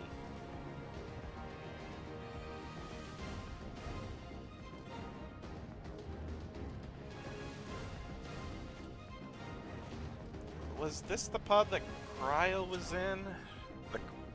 The Cryle pod, if you will? Yes, the device in which Cryle was held seems even more ominous now you know its purpose. The surrounding pods are marked Supply Subject, while this one bears the label Master Subject. The Admirals received a request from the Alliance to analyze these devices, and I've been recording everything of interest. Do you notice the labeling? All the pods are designed to drain the aether of the occupant, save that one right there. Unlike the others, the interior has been fitted with an array of sensors to measure etheric waveforms. To what purpose, however, I couldn't tell you.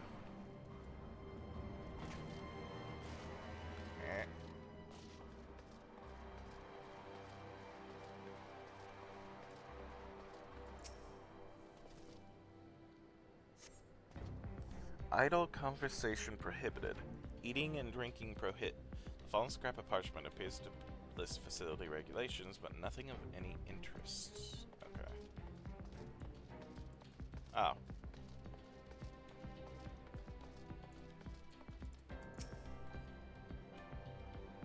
So many bodies, every one of them a victim of these experiments. Few show any signs of external injury. From what we've been able to determine, they perished from forcible aether extraction. Such a miserable way to die.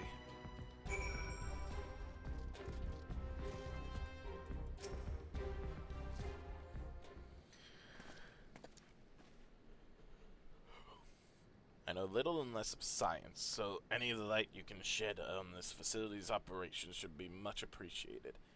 Shin, shall we start with you?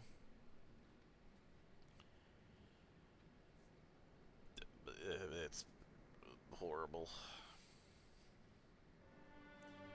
Taken in combination with the testimonies of Cryle and Thancred, I do believe to begin to see exactly what the Imperials were attempting here.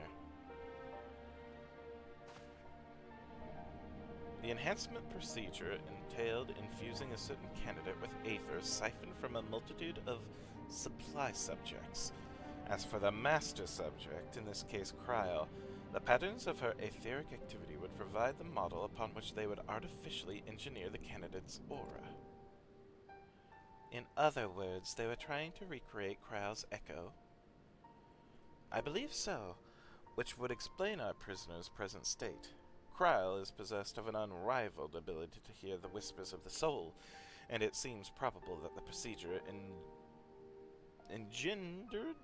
engendered the same acute sensitivity in Fedora.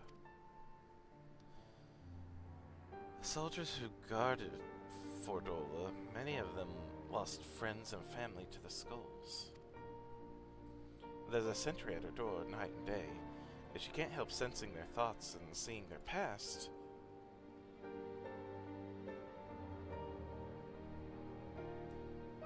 but you don't just see their past, you live it. All the emotions, all the pain. Imagine what it'd do to you. You'd never be the same again. Indeed, as you may recall, Isael was completely transformed by a single glimpse of Hreisvalga's past. Fordola had been forced to experience the agony of those whose lives she destroyed. The guilt must be unbearable. That explains her request to be executed. Sounds to me like a kind of justice. Regardless, she can suffer on for now. We have more pressing matters to consider. If the results of these experiments have been relayed back to Garlemald, there will be naught to stop the Empire from repeating the trick. They could give the echo to anyone, to an entire legion. We must be ready. We must learn all we can of these gods' forsaken procedures. And Fordola remains our best source of information. She'll not be getting her wish. Not yet. Right. Keep faith, lass. If you're to convince others to follow you, you must believe what you're telling them. People will respond to passion, but not if it's feigned. I understand. Thank you, General. We should leave the flames to it. Let's go.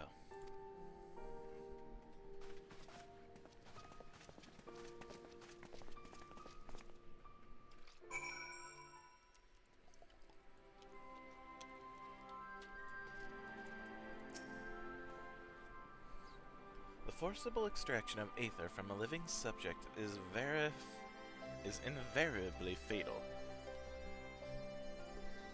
How many died that Fordola might gain her new abilities? I've never known why I was given the Echo, but it makes me want to put it to good use.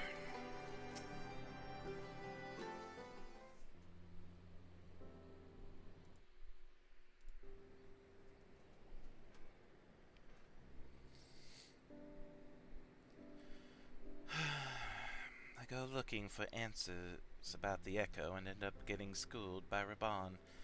Yet more evidence I don't know what I'm doing. It's no wonder people listen to him and not me.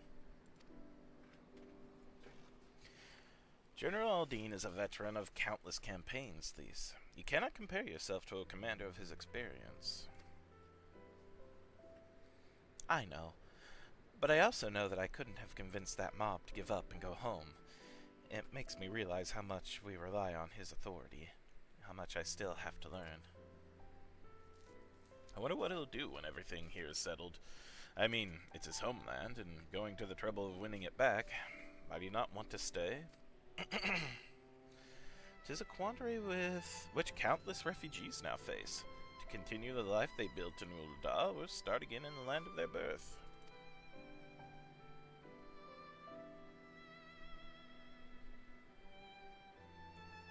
Shent, a moment.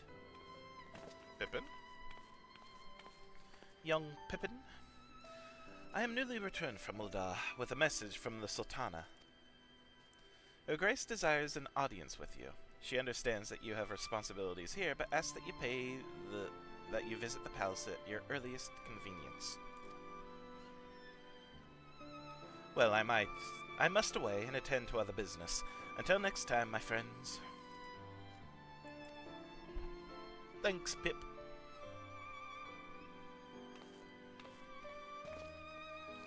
An audience with the Sultana. Depending on the nature of her consultation, this might be the perfect opportunity to inquire about the General's future plans. I mean, if I'm thinking back to my last audience with the Sultana, that didn't end well at all. I can only hope this goes better. I mean, it can't be worse, right? Yes, we'd all like to know about those Offno, but not everyone's as comfortable interrogating royalty as you. Take no notice of him, Shent.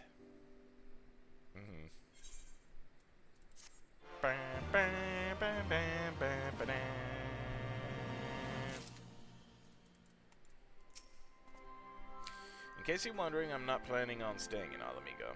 There are many bad memories. Besides, I like my new life. Good. I know I could learn so much from Raban if he decides to stay, but it's his choice, and I'm not about to try and persuade him. Ul'dah needs him too. No. Alphinaud's thoughts appear to have turned from adventure to administration. I only had one dungeon! Fine. Well, the question of how to put the Mad King's treasure to good use shows no sign of answering itself. Shall we about it, Arenvald? I'm at your beck and call. I should be getting back to my own tasks. I'll organize a squad to head down into the ruins, and then start preparing for the big meeting. Oh, send Nanamo my regards, Shent. And ours too, if you please. We shall see you on your return. Bye. Hee hee. Yeah, I'm just... sorry. Now we're just gonna go to Ul'dah.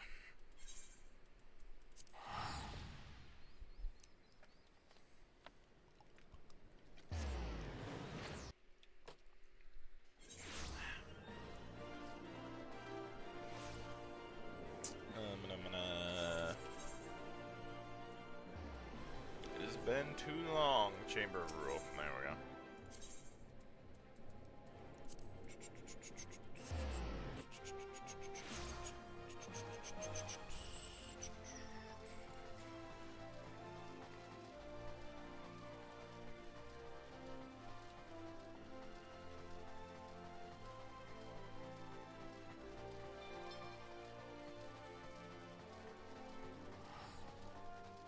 Bartholomew.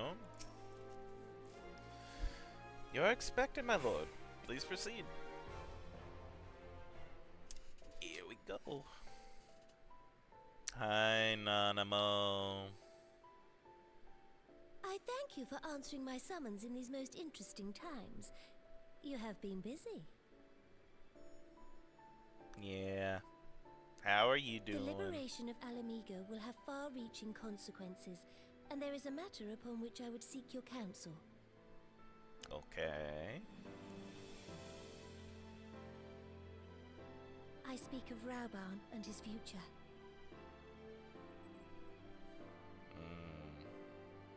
All know the tale of his rise from penniless refugee to member of the Syndicate and General of the Immortal Flames. Yet though he has come to call Ul'dah home, it will never be his homeland. He is a son of Alamigo. And now that she is free, I thought it only a matter of time before he sought my leave to return to her. Indeed, I had resigned myself to his loss. Suffice it to say, I was greatly surprised to hear him speak so lightly of handing over the reins in Alamigo and retaking his place at my side. I will welcome him with open arms, of course. He is my most trusted advisor and my dearest friend. But I have known the man a long time, and beneath that steely gaze, I spied a flicker of doubt.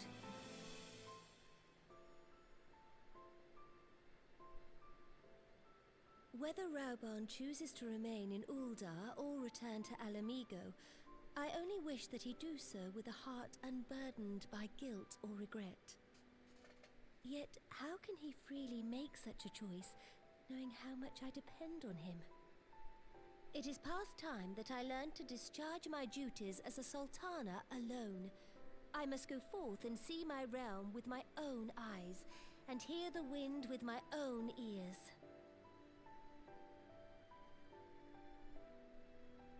Might I have your company for a brief adventure? God damn it. Well, I can't say no to that, god damn it. Allow me a moment to change into something a touch less conspicuous, and I will join you outside. Yeah, that might help a bit. Oh boy. Alright. Speak with an anima outside the quicksand.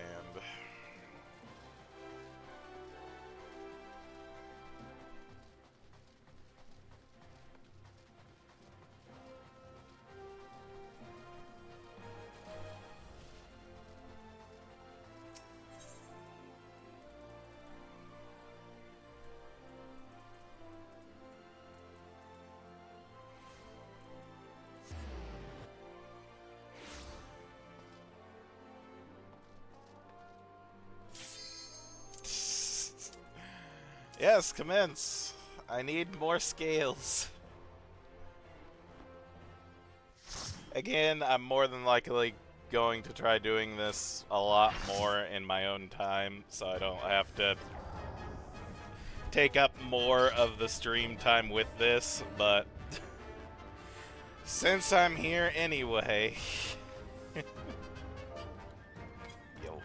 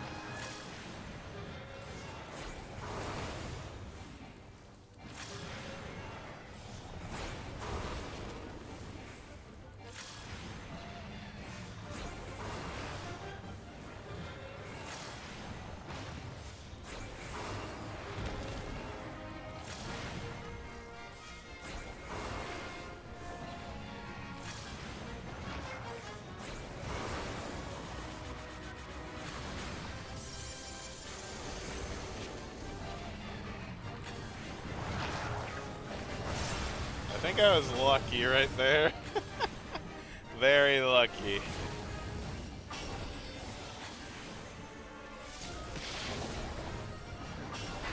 Woo! Oh, not so lucky. Not so lucky. Oh, okay. I still made it out. It's fine. It's fine. It's fine.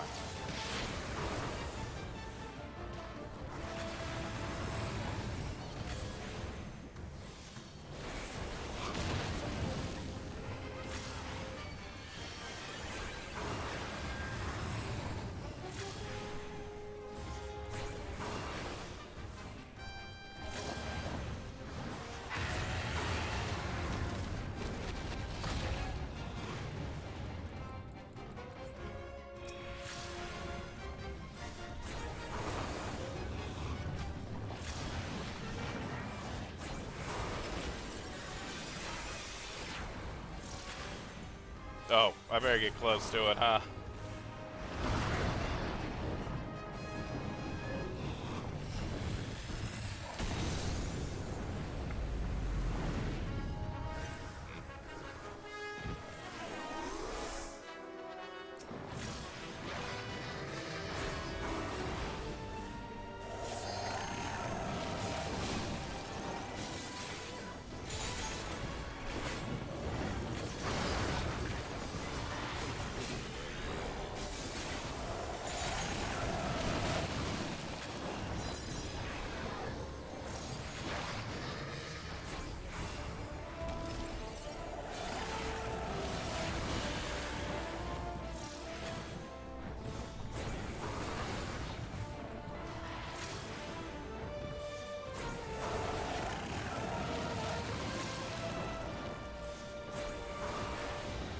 It ain't Omega at least.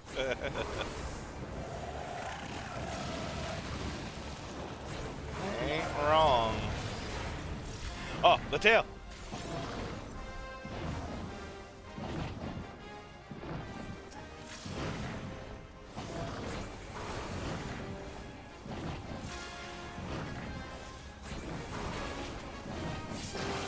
Nice.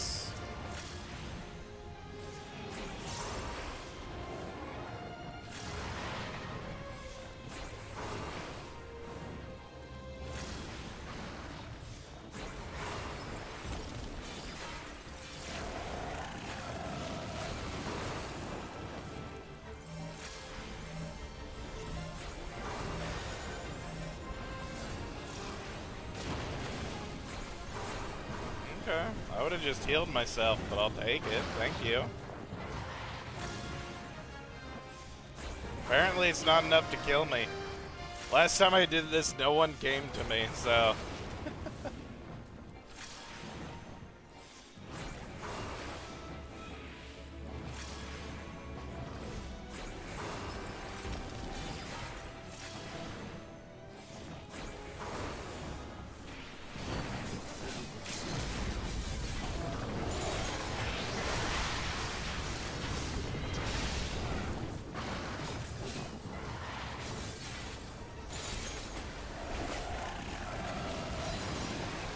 Did I hit it at least? I don't think so.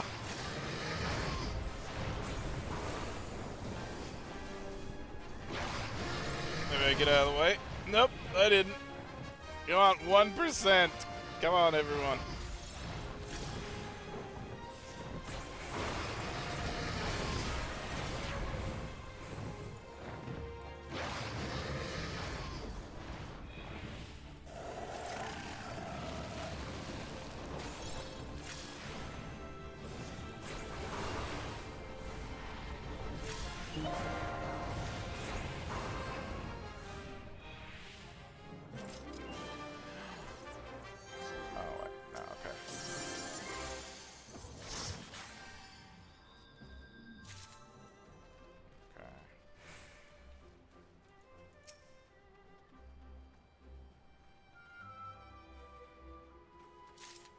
Okay, cool.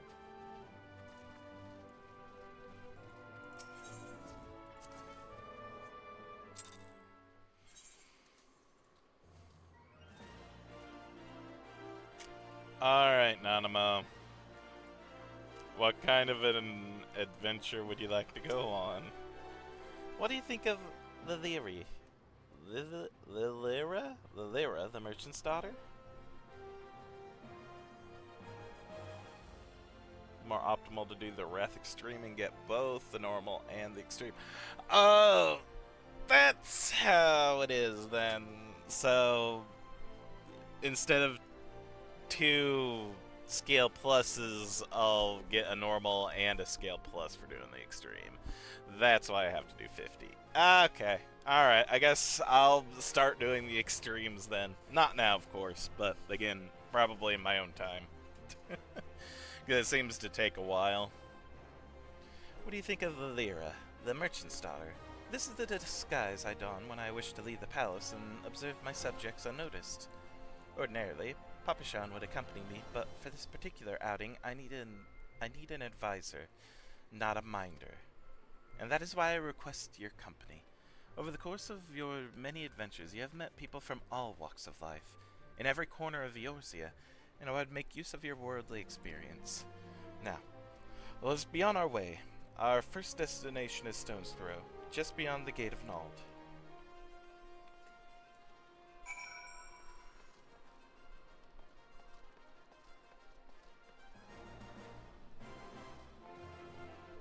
You just get a PF going and unsync it. Be carried. Yes.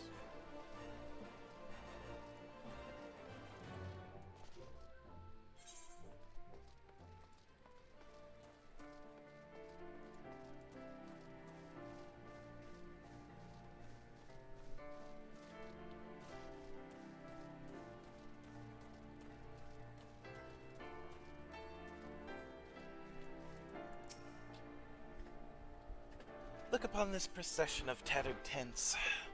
These refugees camp in squalor, at the mercy of the elements and Thanalin's predators both.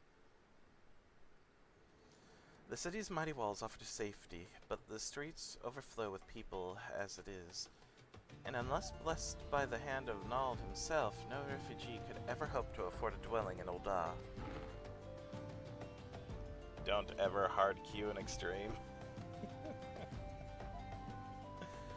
20 years have passed since the fall of Alamigo, and 5 since the calamity. Yet the plight of the poor has grown more desperate, not less.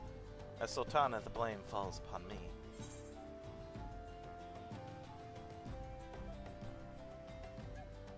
Hands have been tied, Your Grace. Yes, my authority is limited, and that is an obstacle I must work to overcome. Shall we press on? I would follow the road to the unholy air.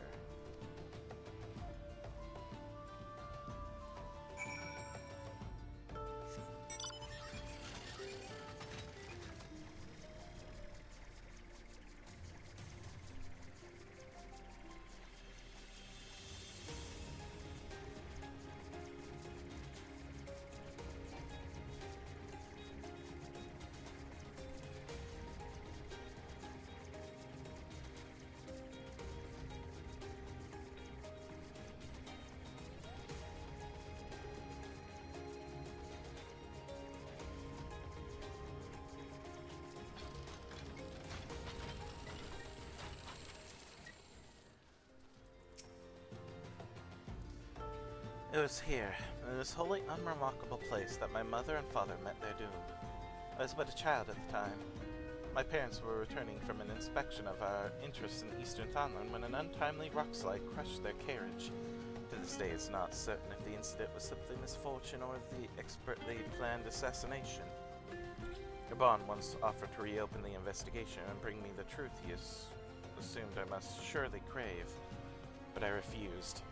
Even if my parents' deaths were orchestrated by the monetarists, we should only have brought their hirelings to justice. The true villains, those who plotted to put me on the throne as a biddable puppet, were ever beyond our reach. Thus did I plan to strip the merchants of their power and place our nation in the hands of its citizens, quite unaware of the consequences my actions would have for you and yours. I shudder to think how many goodly souls paid the price of my naivety. But I am no longer a child reciting words with witless obedience, and I will not be used as a pawn in the monetarist's damnable games. Forgive me my outburst. You're one of the few people of whom I feel I can speak my mind. Come, let's return to Ul'dah and visit the Colosseum.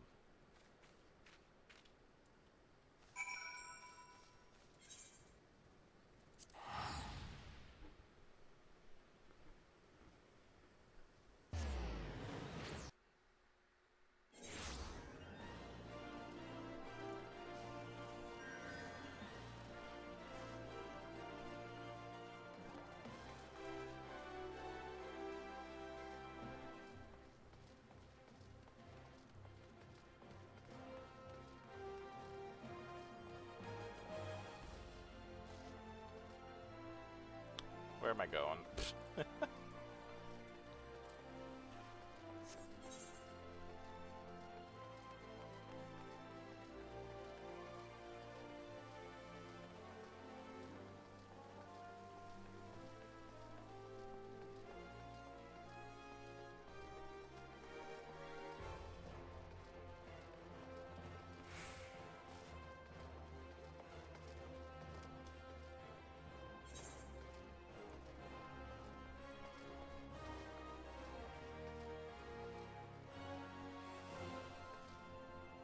Oh, there she is.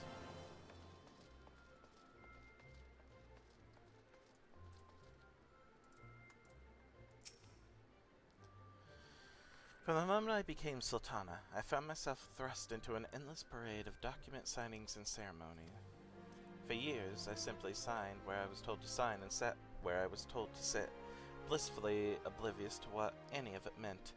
Yet one good thing did come from my ignominious chapter in my life, for it was during an official visit to the Colosseum I first met Raban. The match I had been invited to attend was not at all what I expected. They had pitted the Bull of Alamigo against some dozen or so rival gladiators. Blinkered though I was, I would not stand for so obvious an injustice in a demand to see a fair fight. One man against another, and my royal wish was duly granted. It was not until later that I learned of the gambling ring which had arranged for Raban to die on the sands that day. Regardless, my intervention meant that Raban had but a single opponent to dispatch, which he duly did, and when he knelt before me to receive the winner's purse, he swore that he would one day offer me his blade in service. Surrounded as I was by liars and manipulators, I confess I dismissed it as a pleasant piece of theater. But as you know, Raban is a man of his word. Though it took him another 5 years of fighting on the blood sands, he amassed a fortune so great as to buy not only his freedom, but a seat on the syndicate. And then I had my blade.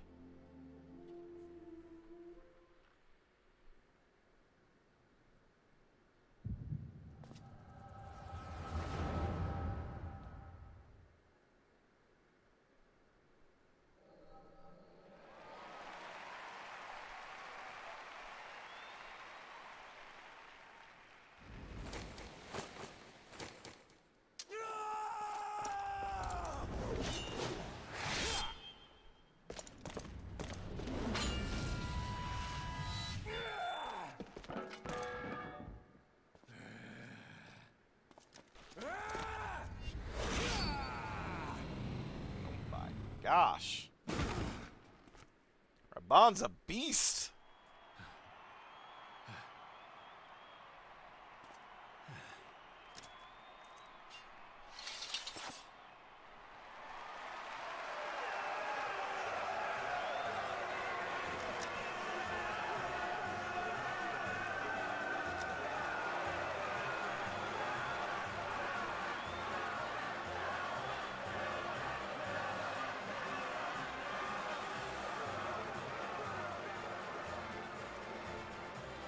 The fanfare I just noticed. Oh my gosh.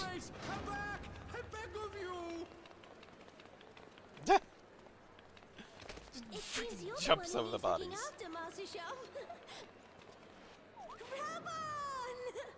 Your Grace. That is so freaking adorable. Oh my gosh. And in turn, so too shall I keep mine. With your winnings, you have become one of the 6 most wealthy souls in all Uldar. And so, as tradition dictates, Rauben Aldin, you have earned yourself a seat on the Syndicate. May your new station garner you still greater glories. I am honored, Your Grace, and vow to serve with every fiber of my being from this day till my last.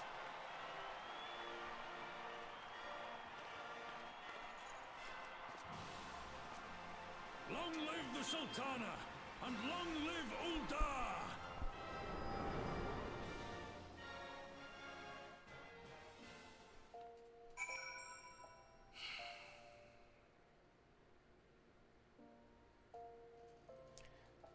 This is what I'm feeling right now, and it might totally be wrong. I think Raban honestly does want to stay with Anonimo.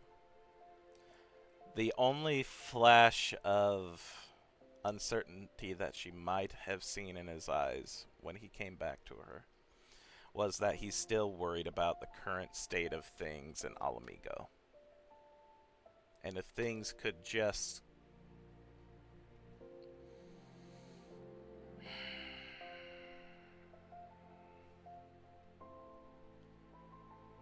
I don't know. I don't know the right words for it, but if things could just... I don't know, de-escalate isn't even really the right kind of term I want to say to this.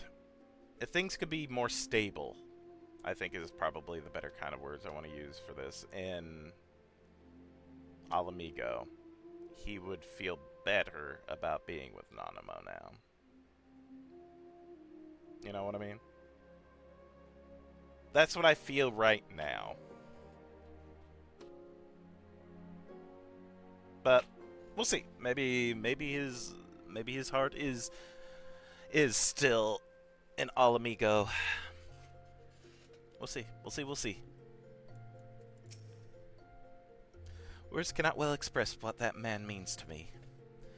There are others who care deeply for my well-being, of course. Papa Shan's love for me is that of a grandsire for his grandchild.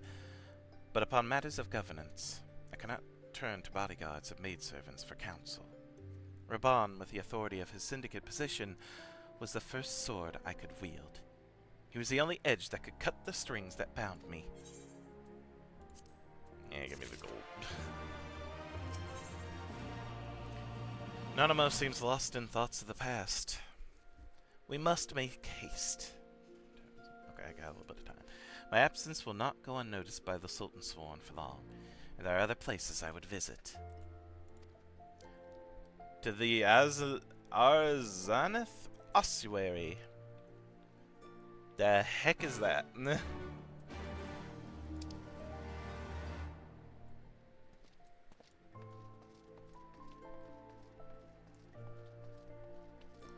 A Sultana's duty.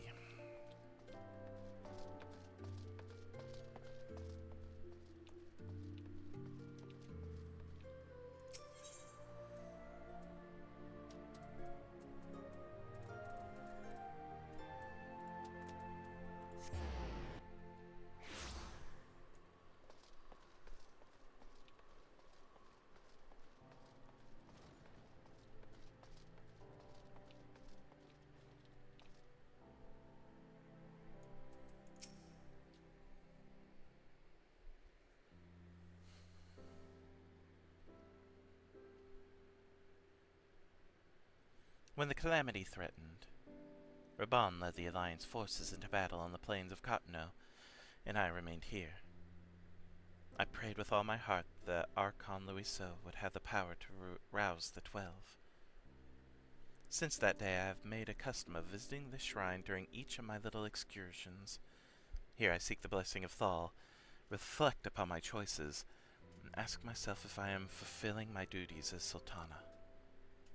You are rightly celebrated as his champion because you have led the line in 100 battles for the good of Eorzea. In much the same way, I believe the measure of a monarch lies in how she leads her people in times of adversity. If I am to be a sultana worthy of the name, I cannot turn a blind eye to the troubles facing Ul'dah. I have chosen my path, Shint. With Alamigo now freed from imperial chains, I finally see a way to aid the refugees.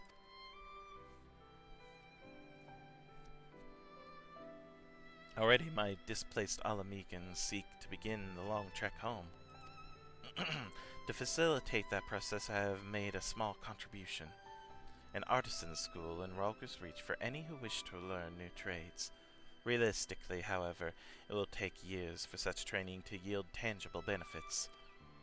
But we do not have years. These people will need shelter and employment if they are to survive, and this time the Ul'dah Treasury shall provide. Precisely where and how to allocate the necessary funds is, of course, another question.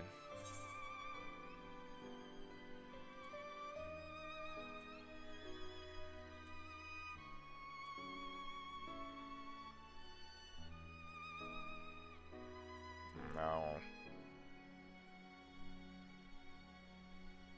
I don't even know about this one. I feel like they just want to line their own kind of pockets with this. Again, there would be people out there who would honestly want to help those who are refugees, but I also see that it's also highly likely that greed would take over. This one I hate the ... options a lot of the time, but this one I feel like might just be the best to be just like, I don't know. I don't know either. Nothing. If even one of your worldly experiences is at a loss, it would seem I have no choice but to seek out someone more well-versed in monetary matters. I wonder, are you acquainted with Godbert Mandeville? Honestly, didn't immediately think of Godbert, but yeah, I know him. I know of him. We've met a few times. I need not explain his eccentric nature. Let us make our way to the landing, and I'll see that we're sent to the Gold Saucer. Godbert should be only too glad to receive us.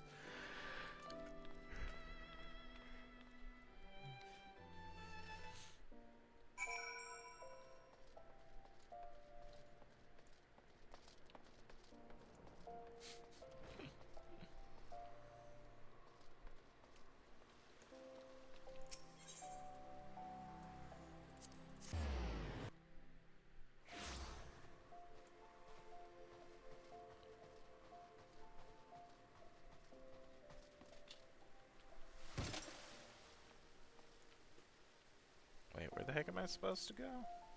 Oh, airship landing. I'm dumb.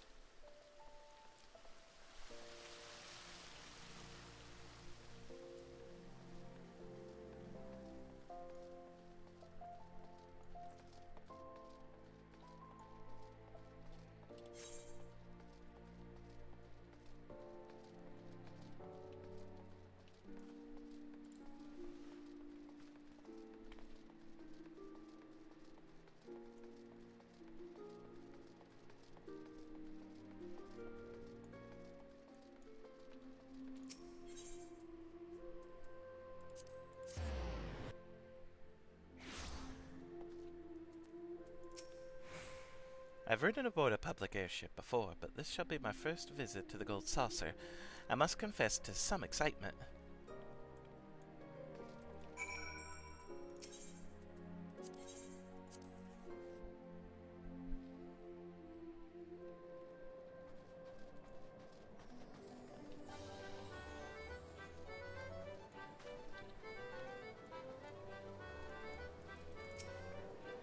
I had heard descriptions of its splendor, yet I never dreamed it would be so bright and inviting. No, I couldn't possibly.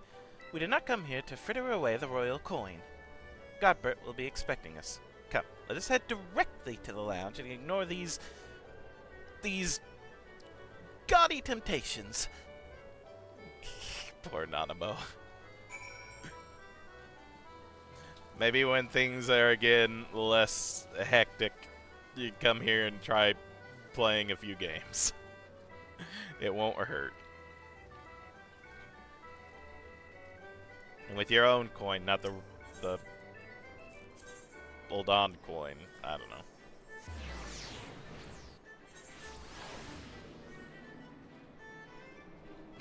God damn it. I believe this is where we are to meet Lord Manderville. Shall we sit while we await his coming? Do it.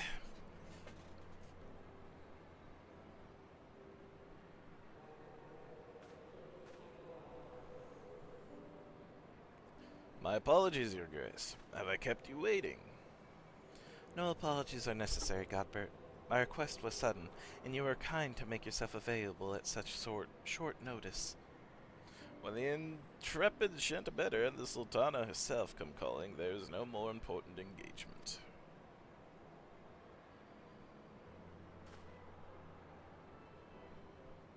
As to the purpose of my visit, I would have your thoughts on how the Crown might best aid the refugees residing in Thanlin. You are aware, I am sure, that many of Alamigo's displaced sons and daughters long to return to their newly liberated homeland. You are also aware that how they will suffer without shelter and work to sustain them. I would use our nation's wealth to spare them that suffering. What advice have you for me on the matter of how it might best be distributed?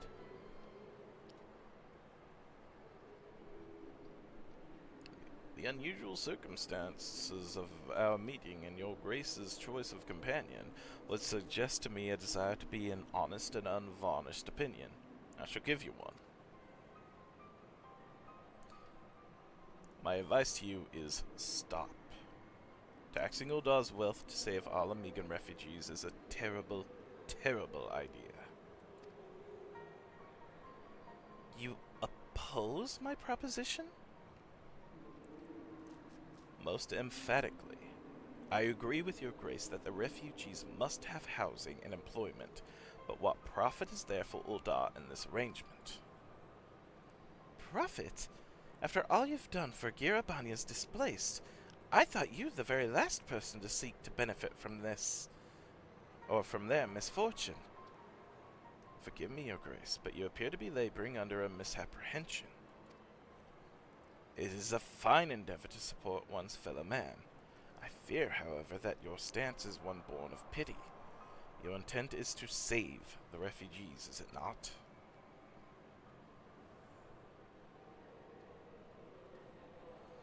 For all your potential, we are indolent creatures by nature. If unconditional charity is all we know, then we begin to rely upon it, to expect it. And then we must consider Uldar's own poor and downtrodden. Should they hear of you spending the nation's coin, not to improve their lot, but to nurture the distant citizens of Alamigo, it is unlikely they will applaud your generosity. Surely it is not your Grace's intention to foster new resentments, but to spread goodwill?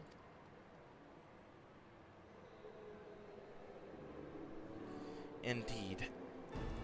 Then any support I pledge to the refugees must promote self-sufficiency, whilst also serving the interests of the people of Uldar. Exactly so. Such an arrangement will create a far more equitable relationship with the returning Alamegans, even as it generates the revenue required to win the approval of your subjects.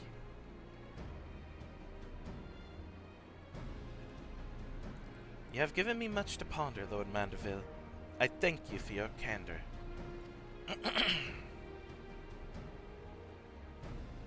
Good old Godbert.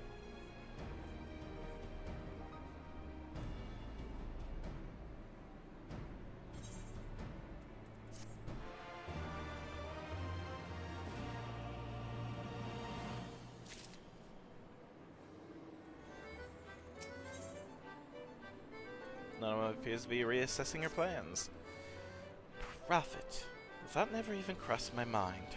But standing about lamenting my naivety will not do anyone any good. I shall consider my lesson learned and press on. No. Shent, are you perchance acquainted with any successful merchants? If my attempt at philanthropy is obliged to reap a profit, it would seem wise to consult someone with a knack for business. Ordinarily, I would not trust any agent of the East Almanar Trading Company. But if you hold this Hancock fellow in high esteem, I am content to be led by you. You may repay my faith by journeying to the distant Kugane and speaking with him on my behalf. Eager though I am to visit those shores, I have not the leisure for a lengthy sea voyage. Now, assuming you will travel as an adventurers are wont to do, I shall await your report by the 8th rite in Ul'dah. A fair journey to you, Shent, and a swift one, if you please. Alright, I'll Pelletort there now. Ooh, 1,000. Oh well. I have the money.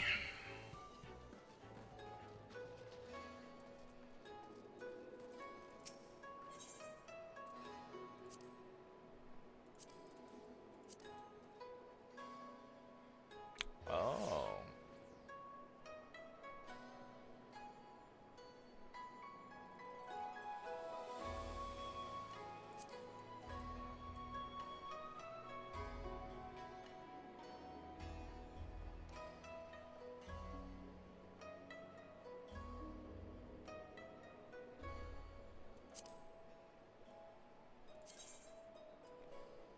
Oh, I guess the Omega weapons and armor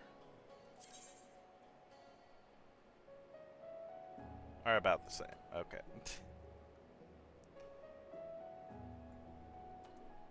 But how do they look?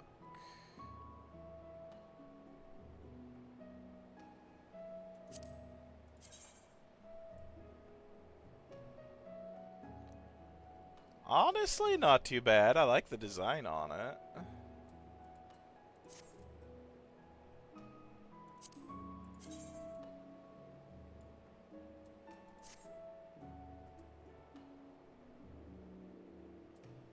I don't know if I have any of these.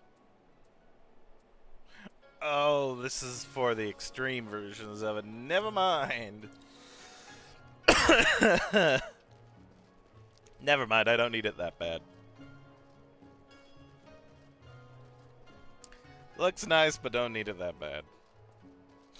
Actually, now that I think about it, I am probably a high enough level and have armor strong enough.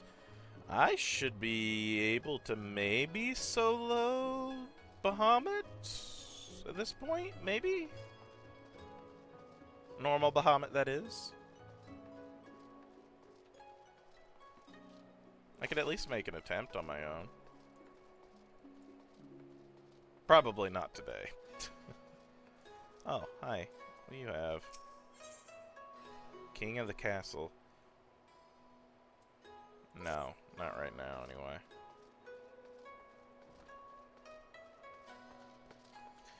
Yo, Hancock busy? Greetings, Anusur. Are you entering the Ruby Bazaar offices? Yep. Yo, Hancock. Shent, to what do I owe the pleasure? Or are you here on business? I beg your pardon? Your Grace the Sultana would have my opinion on how best to invest the wealth of Ul'dah? My dear Shent, I have you to thank for this recognition, I am sure, and I am flattered that you came to me. Truly flattered. But why settle for a lowly apprentice when you could have the master? About matters of profit, there is no living soul better qualified to advise Her Grace than Chairman Lolorito, a man whose morning exertions are said to fill his garden robe with gold. Or garderobe? I should be happy to arrange a meeting for you, say at the Scion's former headquarters in Thanlin. The Waking Sands would seem a suitable neutral venue for negotiations, don't you think? Fare you well, Shent, and may your dealings prove fruitful. I'd rather not talk with him, though. He just gives me the ick.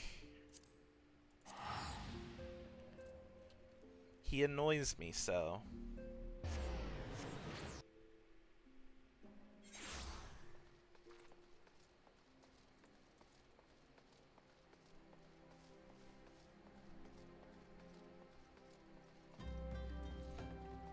Oh, no, I need to go to Ul'dah. Nah, well, I guess it's cheaper.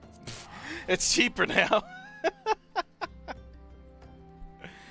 This works too. Oh. Ah, goodness.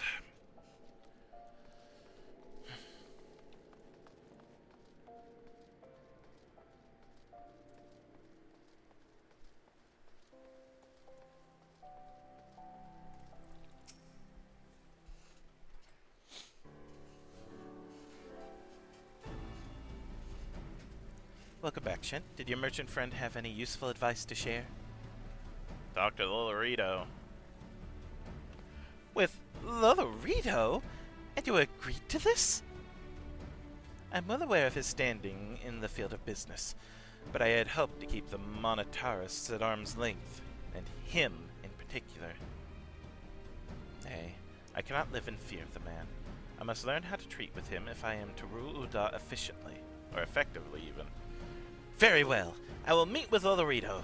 Let us go on ahead to the Waking Sands and prepare for his coming.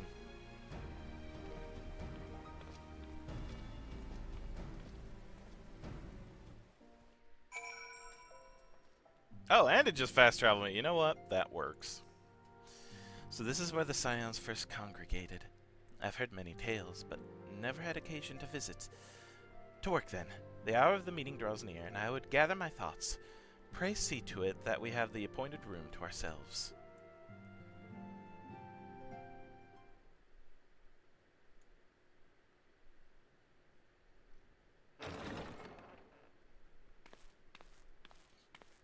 A personal summons from the Scions. This must be important business indeed.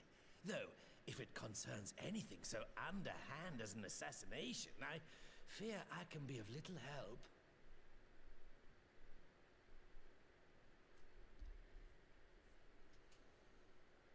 Have a seat.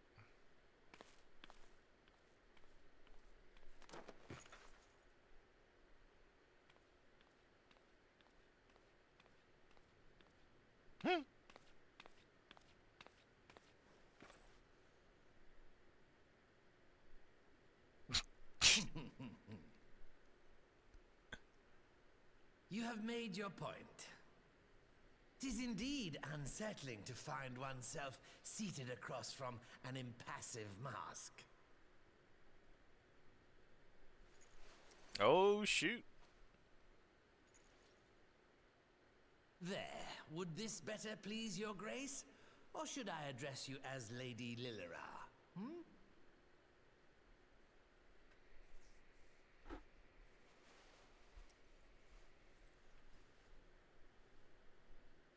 Nay, the deception has served its purpose. I am glad to see you found amusement in my little jest, Lord Lolorito, but shall we proceed to the business at hand? By all means. I must say I am most eager to hear your proposal. Simply put, I would aid the refugees camped in Thanalan in their efforts to return to Alamigo. The reparations you paid in the wake of your earlier misdemeanors will be used to fund the endeavor, together with the fortune seized from the late Teleji Adeleji's estate. But this plan is not intended to benefit the displaced alone. I would make of this an investment which shall enrich Ul'dah and Alamigo both. And who better to consult on matters of profit than the wealthiest man in all of Thanalan? I beseech you then, Lord Lolorito, share with us your mercantile wisdom. Ah, 'twould seem your grace has matured beyond acts of earnest yet misplaced charity. Pray tell me more.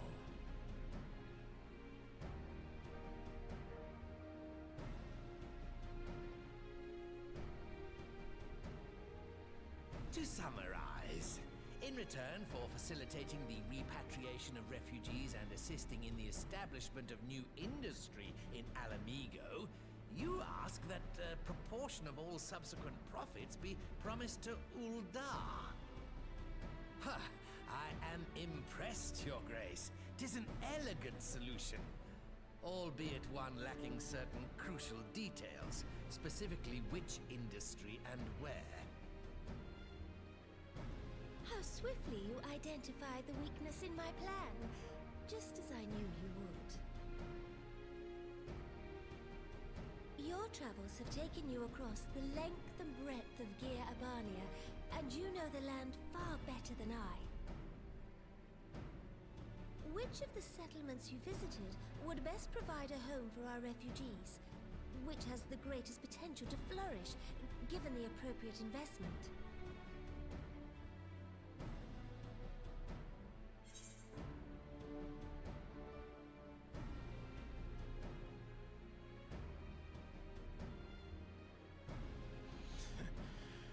One of the ones that I know we spent and by quite a bit of time, I mean like a few quests around, was the stone quarry, or what was stone quarry before the need for the stone was taken away. My only thing is, I can't remember which of these places it was, so I am in fact going to look it up and see. So please give me a moment while I look up.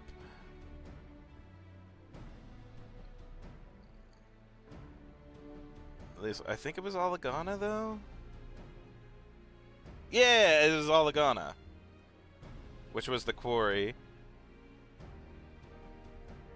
Again, it's been a bit since I've been to these places. Which was Alagiri? Alagiri was the trade hub. And then the Saltery was the Saltery for salt.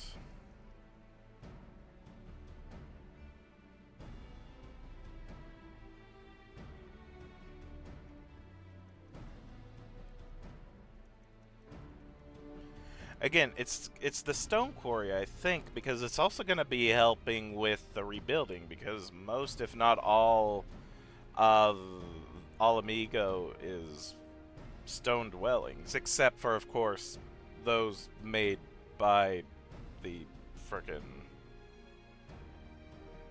I want to say Alligans, but it's not the Alligans. Those are the frickin' people from the past. The Empire's buildings. Which I don't even know if they'd want to rebuild or even continue using those, to be honest. They might still. But I think for the everyday people, it's still going to be stone.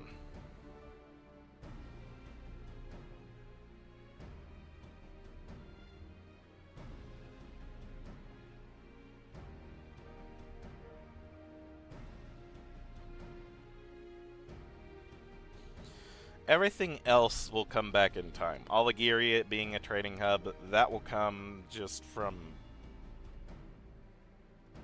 normal trade happening. The Saltery, there's always going to be need for salt and salted goods. That's going to come back. What is going to need people more money to fund it and will go back into Alamigo, and hence more money going back to Ul'dah, I think would be the quarry. So I'm going to go with Alagana. Yes, Quarry Town certainly does carry the potential for profit. At least it would do were it situated anywhere near a lucrative market. It would cost more to transport the materials than they are worth, in my humble opinion. Fair enough. Then the trade hub, Alagiri then. Yes, if a stable trade route can be established between Ul'dah and Alamigo, then Alagiri would once more become an important waypoint. But while such growth would greatly benefit its current residents, I'm afraid it could sustain little beyond that. Oh, okay, then it'd be the Saltery. Clearly you want me to say the Saltery.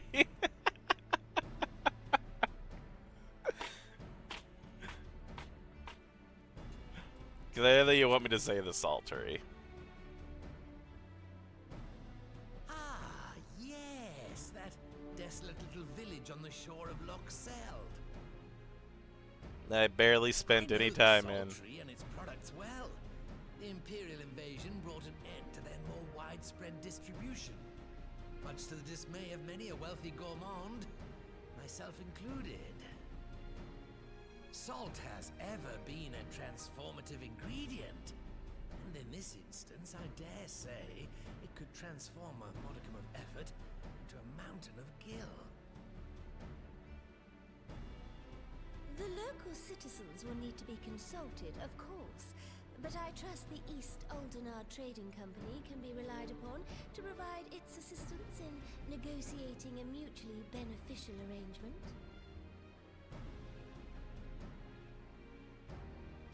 Naturally, Your Grace. I shall dispatch representatives well versed in the extraction of this white gold and wring every last ounce of profit from its production. The Loch's bounty will contribute to Alamigo's enrichment, whilst easing the burden on the bull's aching shoulders. Just as Your Grace desired.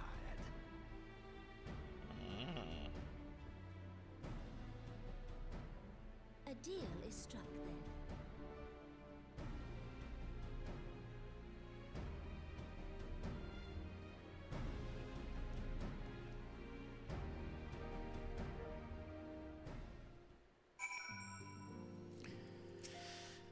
I fear it will be many years before I feel comfortable taking part in such negotiations, but I shall not complain. You have piqued the Lorito's interest and secured his invaluable expertise. Thank you, Shent. I could not have done it without you.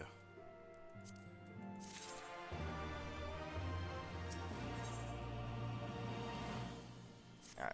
We'll end it there. My goodness. That should do, I think. Did a new dungeon. We continued the main scenario quest of the post-game Stormblood. If there are any other dungeons or raids that you would like me to attempt in post-game, please let me know. But for now, at least, I'm gonna be doing the main scenario quests and doing my dailies while waiting for new dungeons to emerge from the main scenario and raids. Because I now need to bring back up my storm seals. At the very least, I need more storm seals. Very much so. So yeah. We'll end it there. I need to, again, eat and get ready for work. So until next time, thank you again, everybody, for stopping by and chatting with me. Thank you, Lucian, for chatting and stopping by. And thank you, Vanilla, as well. I appreciate it, as always. Thank you, thank you. And when the event comes for Hallows Eve or Spirits Week, what was the one for here again? Spirit? It's something with spirits. Gosh darn it. Or no, not spirits. All Saints Wake. There we go. All Saints Wake. I'll definitely be doing that. And I'll figure out Rathalos and stuff in the meantime, because I would like Rathalos mount at some point. Also, maybe if I do have a good point of attempting it, I do want to see, now that, again, I'm higher level and everything, maybe I can do the last bit of the Bahamut raid on my own.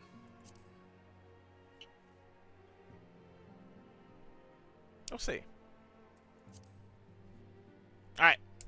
So, until next time, thank you all once again. I hope you'll have a wonderful rest of your day, rest of your evening, whichever it may be. And I'll see you next time. Goodbye, everybody.